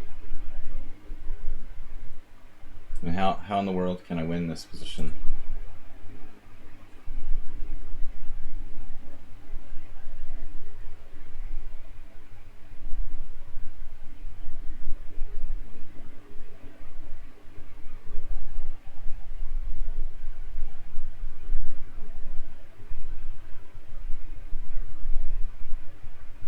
He actually missed knight c5 there.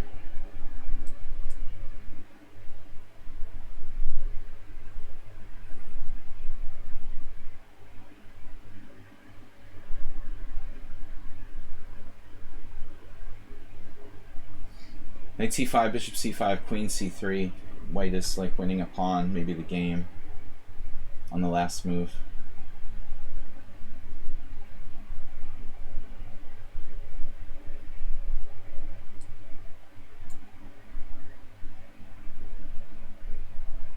I have no way to play for a win. Well, maybe I could on the other side.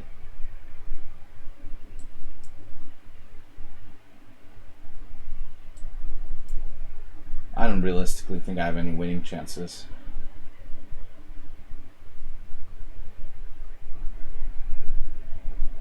Black's just... White's now trying to make progress somehow? Well, I don't know about that. I don't think you're really... Oh, he is making progress there.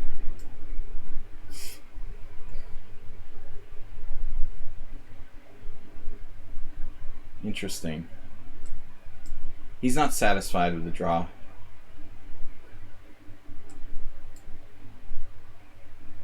Of course. Who would be satisfied with a draw against someone 500 rating points higher? Right? That's not normal.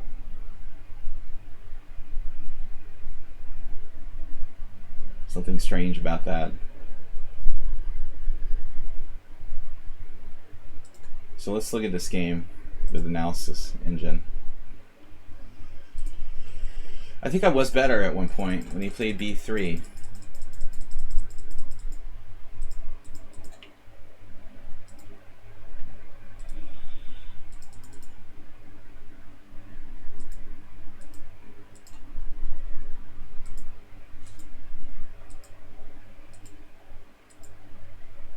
This is a mistake. b3 is a mistake for white. I'm slightly better after that.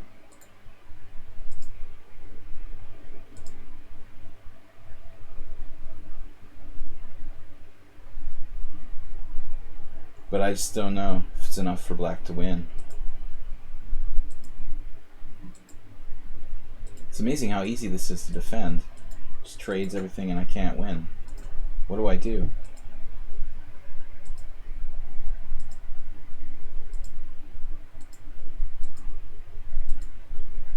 Now my queen is like stuck on a3. So he misses this knight c5. I think he's like almost winning here. Maybe not, because I could take on a2, though my queen could get trapped.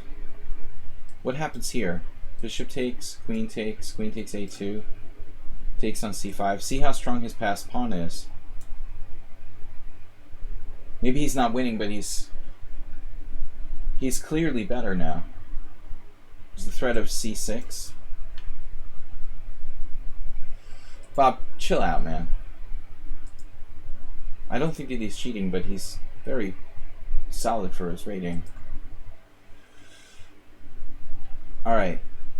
We'll play these next two challenges against Amin and J.K. Linney. We go from there. Basim Amin.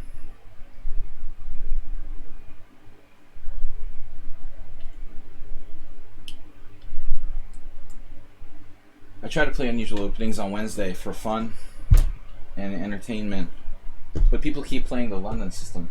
That's the second, like, really, really lame boring London system, and both were draws. I think that playing the London system, it's like throwing away your advantage of the white pieces. I was thinking about this before the stream today. That's the problem with the London system. You might as well not even be white anymore. You're just throwing away your opening advantage, period. I mean, I guess it's good for absolute beginners, but I don't understand like strong players playing it. Anyone who's ambitious and wants to get an advantage with white should stop playing the London system and play something real.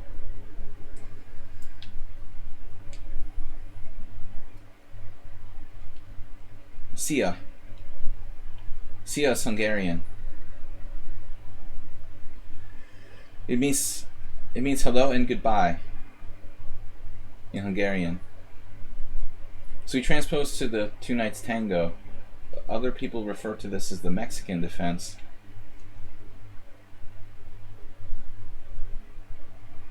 D5.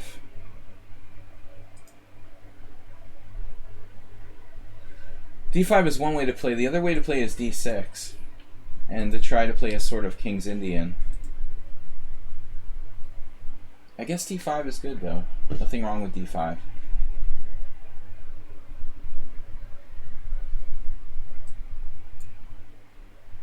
It's a weird kind of, I don't know what to call it.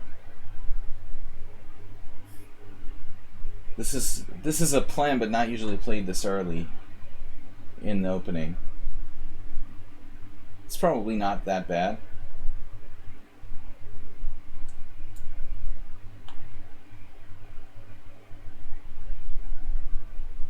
This is often a way to get the knight off the bad square, but I think this may be asking too much black's position. How can he justify sacrificing that pawn? I can just grab the pawn and hold on to it. I hope. I think c5 is too much. I would think I'd be able to hold it with like b4 and knight a4. Maybe not.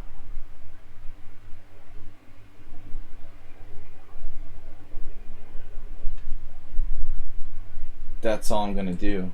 Just going to try to keep my pawn. a5 is natural, but it may not be enough.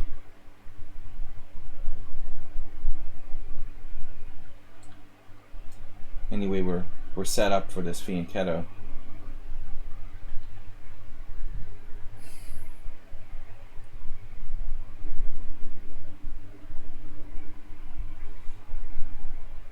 This is a pawn. Second pawn. I mean, I try not to be materialistic, but when it's a central pawn, I'm interested. Takes on e6. Takes on c3. Takes on d7 check.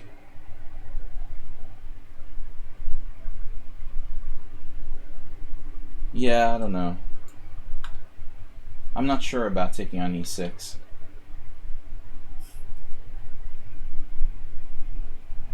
It's like a Tarash, sort of, but a weird one. But I mean, knight e7 was too extreme. Black has to find a way to play this normally. You could take on c4, play it like a Queen's Gambit accepted. You can play g6 and develop your bishop on g7. You can play a5 to restrict my queenside. That's probably the safest move.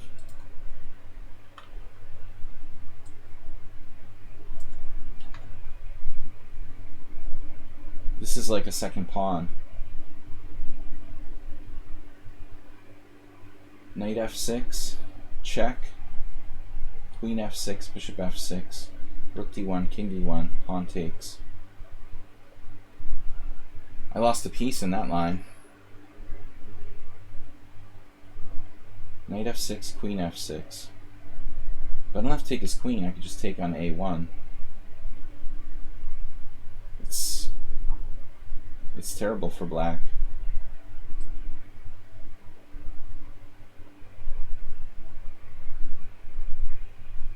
He's playing a little too quickly.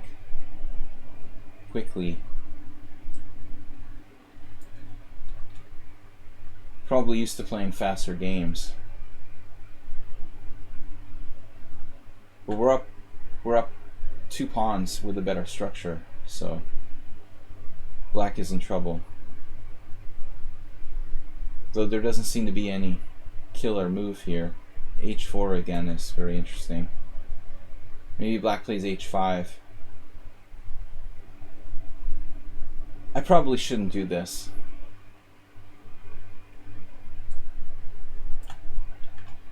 I just couldn't resist. I played a lot of H4 today.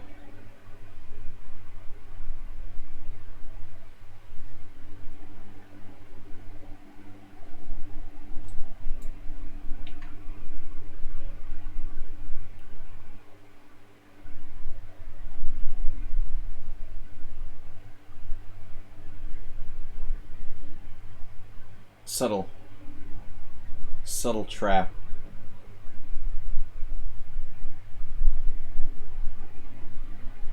Difficult for black to defend, though.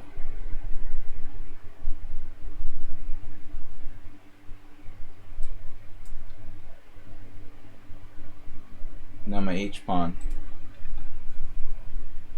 Queen B2 check. I've got to watch for bishop C6. So G3 has some problems. I've got to be careful here. Pop G rating with a party of 24.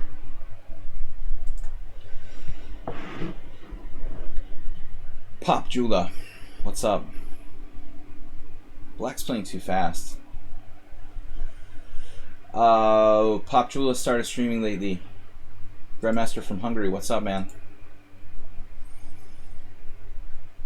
Recently started streaming. Well, maybe you did a little bit before, but more so. Thanks for the raid, Jula.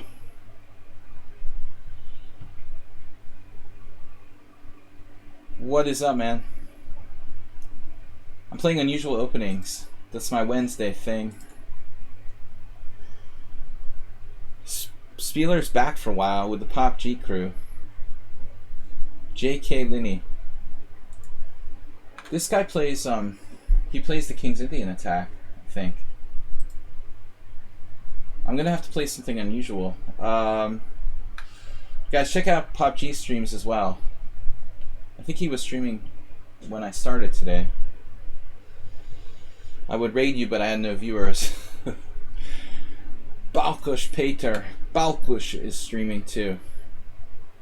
Alright. Knight F3. Pop G also joined our streamer battle on Sundays. He was playing for the Tranquilizers before. But he's now created his own team. 43 viewers. Guys, we're going to be here for another half an hour, 35 minutes.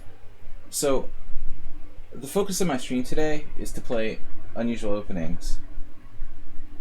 I had a funny thing happened to me a couple of years ago against Galashvili. I was playing white, and I played Knight F3, and he played Knight F6, and usually I play C4. But for whatever reason, like I never play Knight F3, Knight F6, G3 with white. I was just tired, and it was like I just played a 7-hour game, or 6-hour game with Bob's favorite streamer, Mark Esserman, and an over the board game. And I played Galashvili, and I played Knight F3 and G3, and he plays B5, and I wanted to cry at this point. This is such a good move. I was sitting here thinking, like, this refutes white's entire opening. It's the best possible time for the Polish.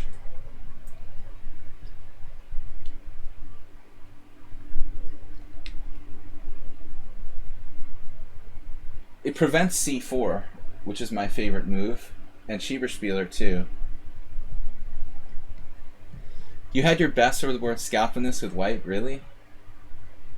My problem was that I just never played the King's Indian attack, and I was upset psychologically because I didn't expect B5. There was very little time in between rounds, and I'm playing like a GM, and I end up in this position I never play. Okay, it's a standard line, actually. In fact, like, if you reverse the board and play with colors reversed, it's very common You know, white playing like knight f3, b3 against the king's Indian. Or b4, sorry. Knight f3 and b4 against the king's Indian is pretty standard, actually. But it just upset me. You played e3. Oh, that's messed up. Wow. I never considered that. e3. Exclamation. The best moves are d4. And I guess normal bishop g2, d3, e4 style stuff. I ended up doing that, but I did something weird later on. Okay, so b3, that actually looks like a solid, you know, solid move. Kramnik against Hare Krishna, he did e3. Are you serious? Really? Well, Kramnik has this great knight f3 repertoire. Very safe. I can imagine Schieberspieler poring over Kramnik games. I've done it myself a little bit. Schieberspieler close to Kramnik. I don't know. I could try to do a double fianchetto as well, but this pawn is usually nice to have defended by the bishop. I like the way he's doing a double fianchetto. You can trust the link from Schieberspieler, guys. Don't worry. Chess Tempo. I forgot about Chess Tempo. But Chess Tempo is a good site for puzzles, right? I keep getting Chess Tempo mixed up with Chess 365 Chess. They have good puzzles. It's hard to find a good online database chess site that's free. Thanks again to Pop G for the raid. And guys, check out his stream as well.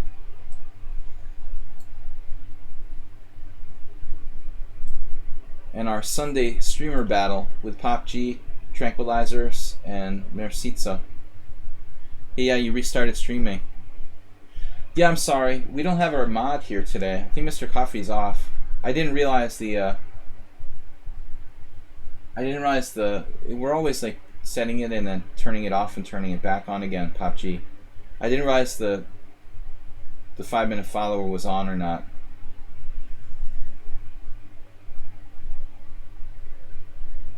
Yeah, have a great day, man. See you on Sunday. Thanks for raiding, and I'll get you back. So d3. Now, white's only way of going wrong here would be to maybe play a little too passively, I would think. There's some interesting setups where black does like b5, d5 against the king's Indian. I call it the Nanu. Nanu did that against me with white. d4, knight f3, b4. Heath Arkell plays that too.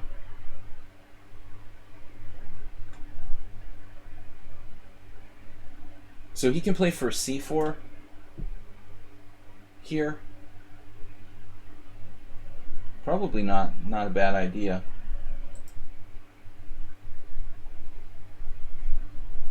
See you later, Grandmaster Pop Jula. Hungarians are taking over chess streaming. Vita Levente. I'm an adopted Hungarian. We're dominating streaming on lichess.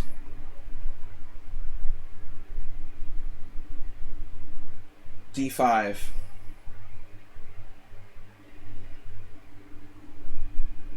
I look different from my photo. I'm getting younger every day. Still 39. And I haven't shaved in a week and a half, so I'm not looking my best. Alright. Anyways, I think white's okay as long as he doesn't get his bishop stuffed with d4.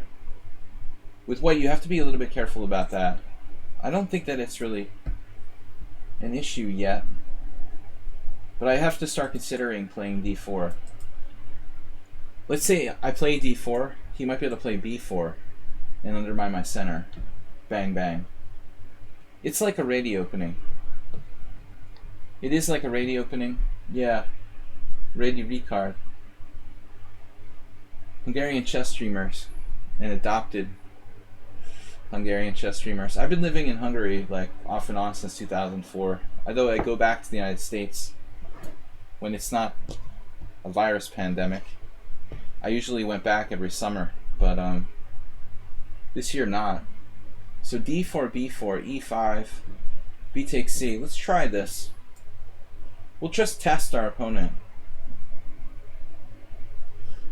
I wouldn't normally play this move, but I want to pose a challenge for my opponent.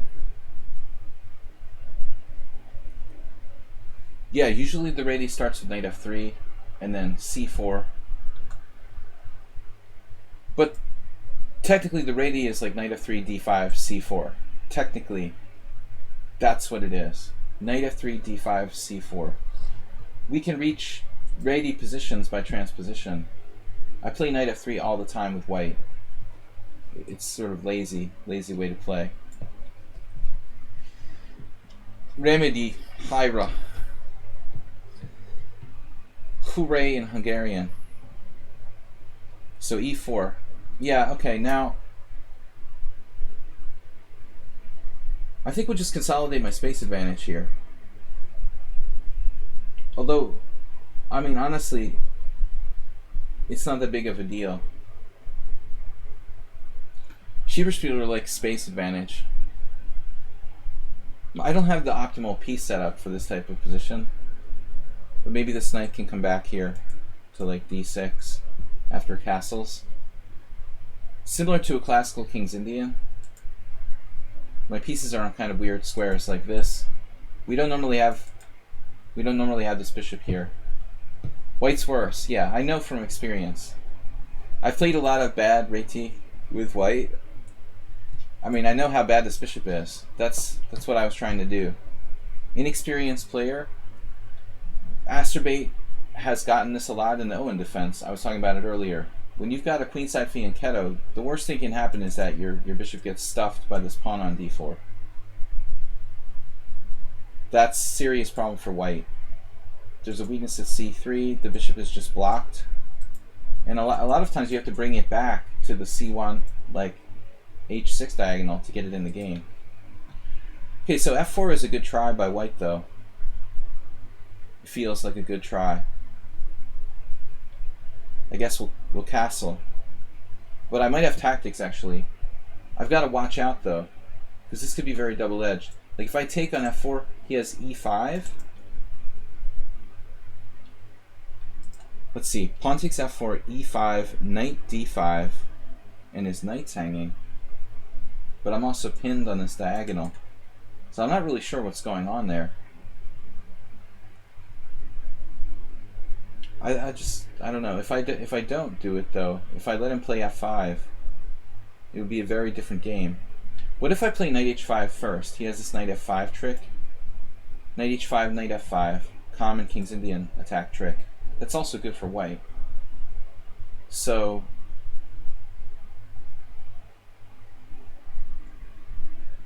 pawn takes f4, e5, knight d5. What's his next move? He has like e6 there. Total confusion. I'm not sure I like that. Well, let's try it anyway. I don't see that it's bad. e5, knight d5, e6 takes, rook takes, castles. I don't see anything for him in that line. You would have blitzed out the move. It depends on the time control. Probably I should play faster. I'm not that sharp as I once was. Right now I feel like I have brain fog lately. I was talking to my friends about it. For like the last 2 years, I feel like I have brain fog, which I never had before. But I was thinking that it might be coffee related, because I started drinking a lot more coffee in the last year or two, maybe than I used to. I think every time I start to get like coffee withdrawal, my brain starts getting like foggy. I'm probably just like way too addicted to caffeine. If I don't drink coffee, I feel like I'm in a daze or something. But a lot of different health conditions can cause brain fog. Now they're saying like COVID causes brain fog, which is very likely. But fortunately, I had brain fog like way before COVID. Right. Well, the problem with the knight e3 is that he's going to take it with his rook, and my bishop's hanging on b7. So we're getting variations like knight e3, rook e3, pawn takes e3, bishop takes b7, pawn takes d2, bishop takes a8. You know, and I couldn't calculate that fast. Schieberspieler probably calculates a little faster than me. But I also like to make sure when I have the time. I was planning on just playing like e6, take it, rook takes e6 and castle, and I'm fundamentally better. It even might matter that his knight is hanging here.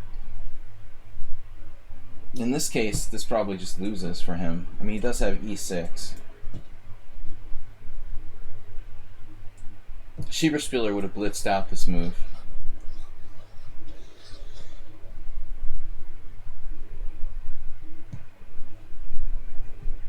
You think white blundered with e5 and black is winning?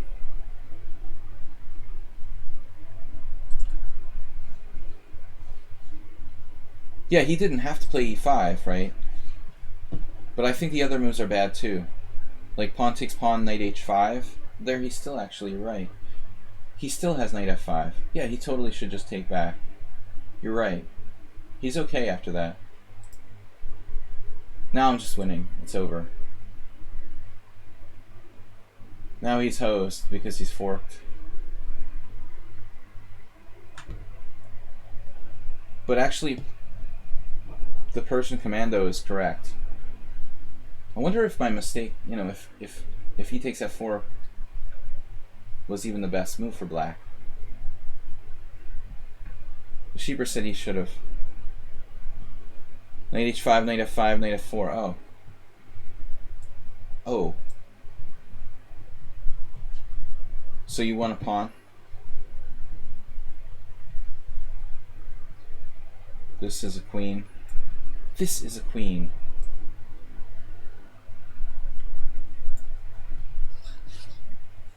I want my queen on d5, maybe knight on e6, castle queen side. Of course he has knight e4. It's a very good outpost.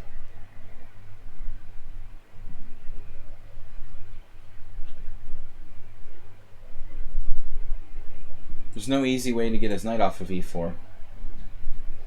He didn't put it there, yes. I could have taken an f4 last move too. Much easier to deal with the knight on f3 than an e4. But anyway, before we go to the next game, I have time for like 2 more games. I just want to see that. What do you guys think about this position? f4 looks like a good try. And what should black do? Schieberspieler claims he would have blitzed out, pawn takes f4. I guess castling should be considered. That's the only thing that I'm thinking about. Castles instead of e takes f. Computer says you're right. So he should just take back. e5 is a mistake. And now knight h5, knight f5. And this is Schieberspieler's variation. Just a pawn. Thank you for the pawn. I mean, it could get a little weird, like rook f1, knight g7 check. That's covered. We're up a pawn. Yeah, so in the game, like, look, e5. This is correct. Yeah, I expected e6. But I was just going to take... The computer says there's even stronger knight f6 here. I was just going to take and play... I was just going to take and play castle. And I thought I was better. Jesus, I'm lost here. That's crazy. Look, he's just winning after knight takes g6. Wow. Then the computer changed his mind. You lying computer. Stockfish is worthless. It's like plus 2.8. No, it's equal. What? Is my CPU like on crack or something? Knight takes g6 doesn't work. It says plus 2.8 and then it changes its mind to equal. Pawn takes, rook takes, king f7. This is like very dangerous though. So you're right. Well, yeah, I would be concerned about f5, Schieberspieler. I just wanted to consider it. Of course, we're concerned about them closing the position here. That's why I did what I did. Black's still better here, but it's not as good. Alright, anyway, guys. I got room for 2 more challenges, if anybody wants to play. Stronger than Nakamura. Maybe someday Schieberspieler will be stronger than Nakamura. In the future, Bob. Probably according to Einstein's theory of relativity, Schieberspieler is stronger than Nakamura because the future, the past, and the present are all pretty much the same. I suppose, though I'm very weak in physics. You're 1 degree of separation.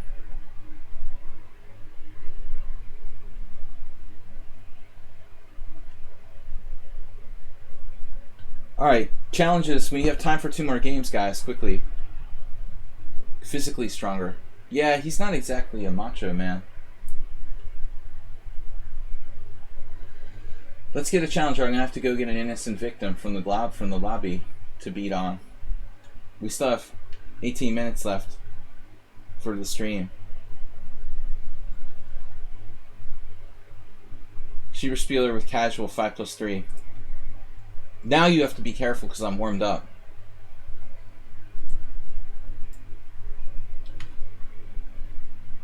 Now I can't do the gambit.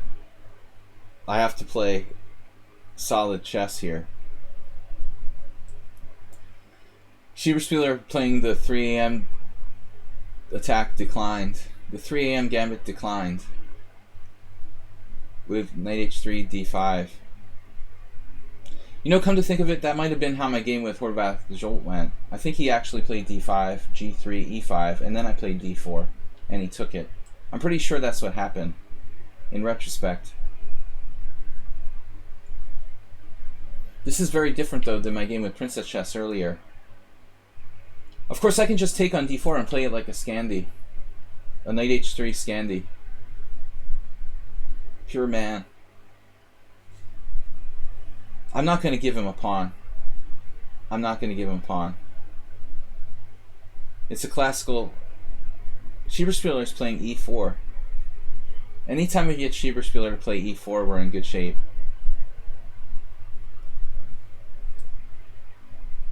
I think we have to go home. ET phone home.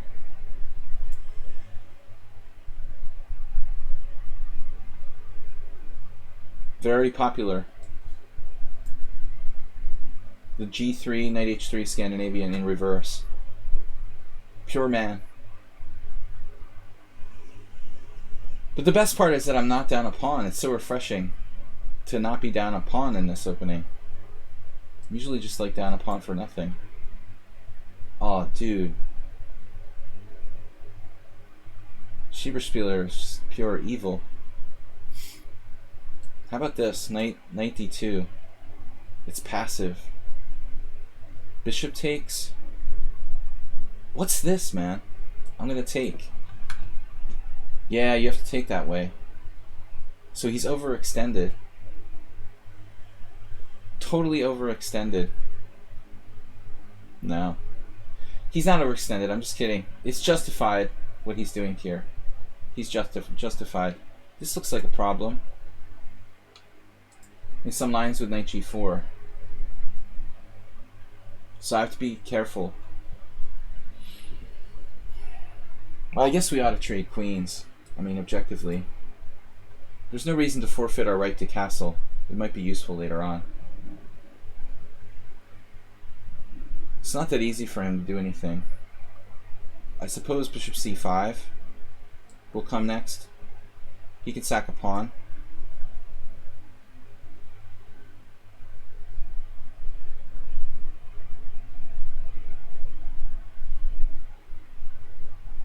This is really not the best. I thought it was warmed up, but I think I'm just getting brain fog. I'm brain fogged. Damn, dude.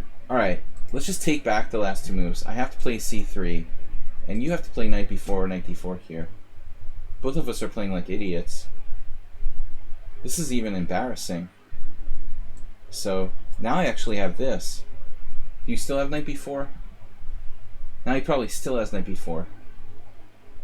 I have to stop it. That's embarrassing. Knight d2 just like loses by force. But I'm beyond warmed up now. I'm just like mentally brain dead. I played too much. Schieberspieler's slightly better now. Nothing I can do about it. But I'm good with bad positions. It's my specialty. Bad positions are my specialty.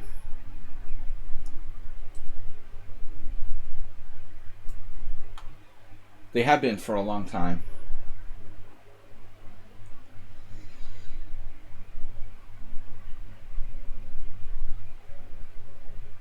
This is why you don't want to play this opening against strong players. Just try to keep it under 2400. I can't believe he played bishop e4. That's such a good move. I failed miserably here, though. Probably I have to play like f3 in that position. Something dramatic. In fact, f3 looks pretty strong, actually. f3, bishop f5, g4, maybe?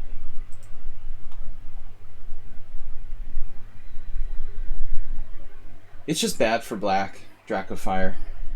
It was always like considered completely refuted. I had this book by Sean Talbot from the 80s, where they talked about like sidelines, like the G6 Scandinavian, and it was under this cloud because Fischer beat somebody really bad, like probably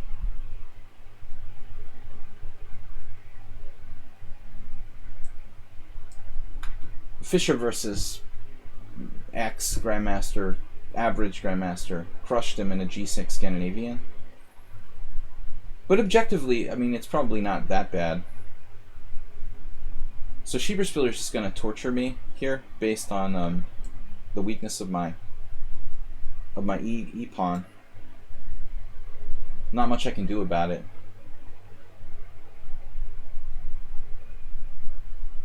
You can almost predict his moves, though, which is the good thing about playing Schieberspieler. You always know what he's going to do. He will do what I would do in most cases. I just have to say to myself, okay, what would I do in this position? And then I can predict what he's going to do. It's hard when you play with people who you don't understand stylistically. It's like every move is a surprise. At least with Schieberspieler, I can anticipate what he's going to do. Thanks for the donation from Baron's End Chess. Good night. Good nights, all. Lots of nights here. The onus is on Schieberspieler to earn the victory now. Onus. Honus Wagner.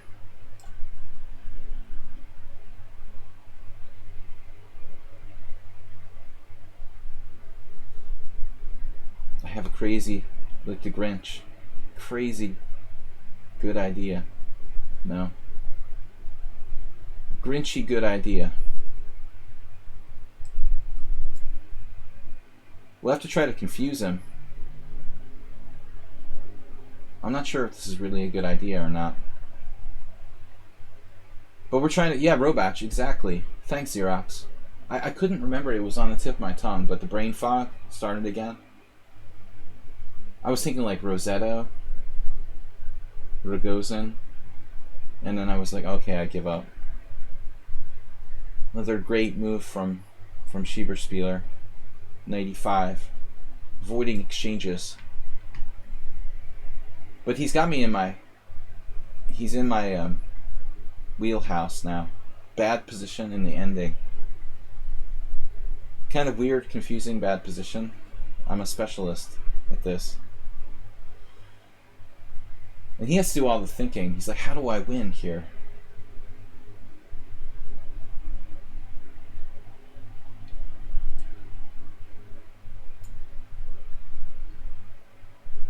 Oh, that I didn't anticipate.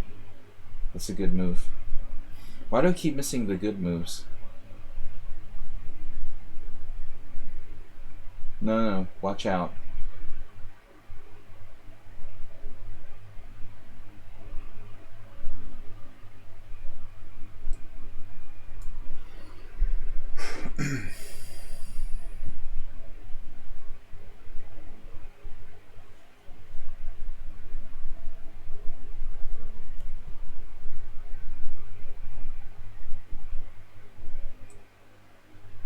So he's just won a pawn. Game over. Knight takes c3.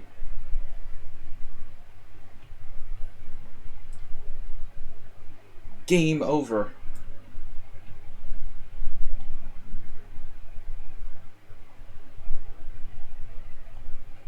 But against Horvath I was down an exchange and a pawn, and he couldn't beat me. My teammates were looking on in horror as I played knight h3 in the first move. But our team was so bad that I didn't care.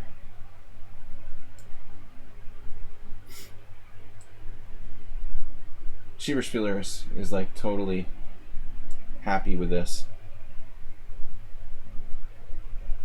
He's not phased at all. Knight endgame. Number 4 says that, I read this yesterday. Number 4, direct quote from number 4. He said, a lot of chess authors support the mystery that, not the mystery, I'm paraphrasing. A lot of chess authors have claimed that the classic concept that the knight in games are like king and pawn games. Number 4 says it's not true. But I disagree with number 4. I think there's an important similarity between knight in games and king and pawn games, and those famous players who all talked about that have an important point, you know. Knight in games and king and pawn games are similar for an obvious reason. The point is, Zugzwang exists in knight and pawn and king and pawn in games. Number 4's very deep point was that knight in games are more complicated. Like, I understand that, you know. But the point that chess theorists over the history of the game are trying to make, of course, is that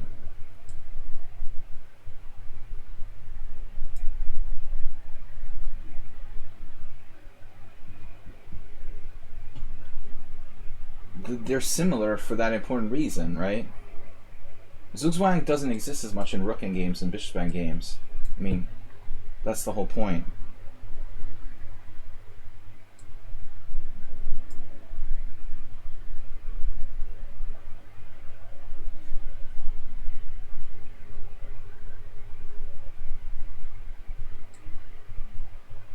I'm better.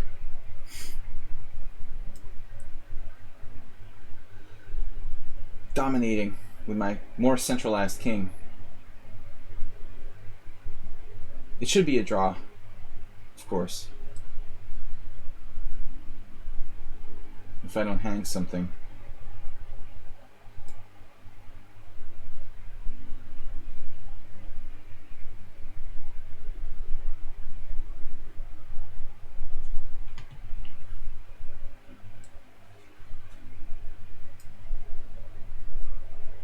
So anybody could blunder and lose. But I was like clearly worse before.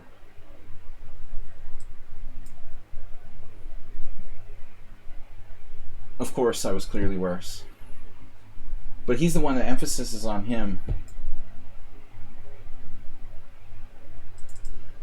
The onus is on him to win. You know, he's better. He's got to win from a slightly worse, slightly better position. I don't have to think. I can just kind of like move back and forth. So, all right, guys. I guess that's it for today. Time is up. So it was a draw. I want to see this opening though before we go,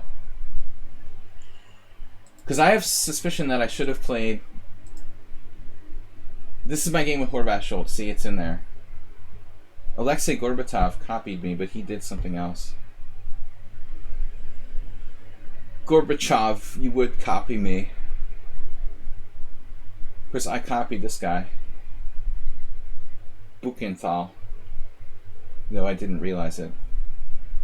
E takes d4. No.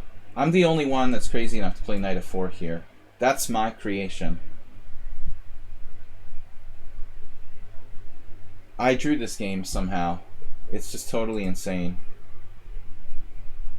But it's better to take with the queen. Playing like Gorbatov.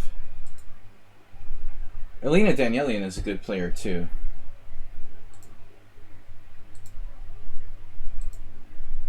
Wow, we transposed to their game. So Schieberspieler, I like your move, man. You're improving on Elena. Bishop e4 is a class move.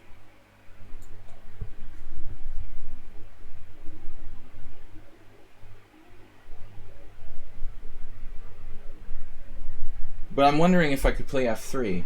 Why is this so bad? This diagonal is just murder. Okay. Yeah, it's probably pretty bad.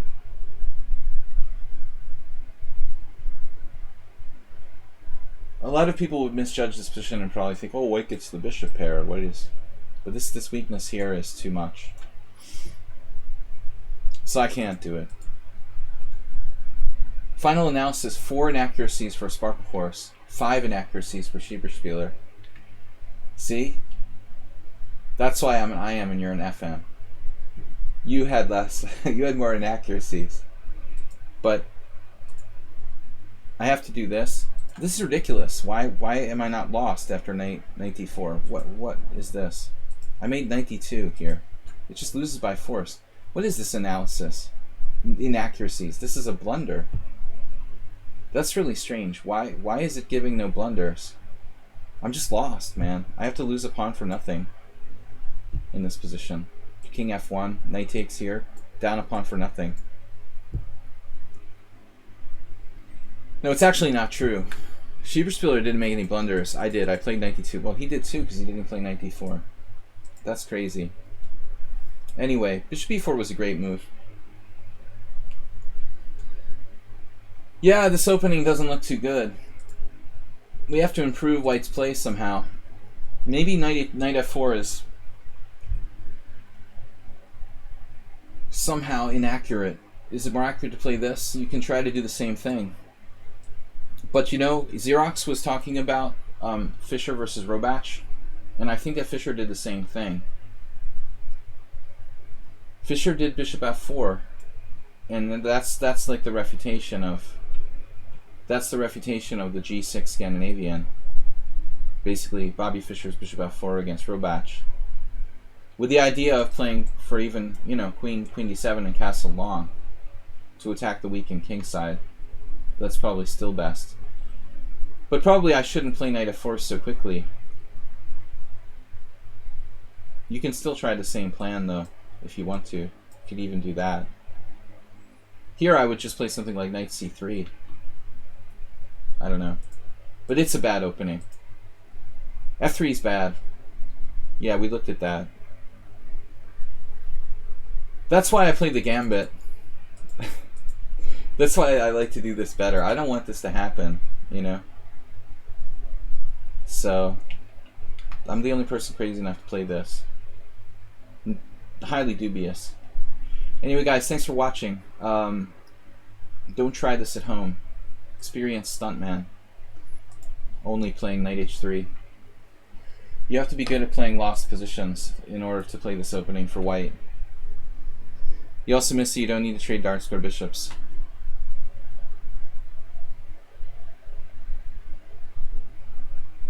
Yeah, I didn't think about that. Alright guys, tomorrow night is subscriber stream. 6:30 CEST. Thanks for the raid from Pop G.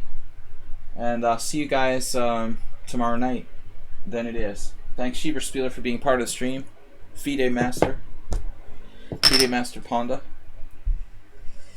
Hey. Good game. Nice. Nice draw. Truly. Thanks everybody. We'll see you tomorrow for the subscriber stream. 6:30 p.m. CEST. Thanks everybody for playing. Bye-bye.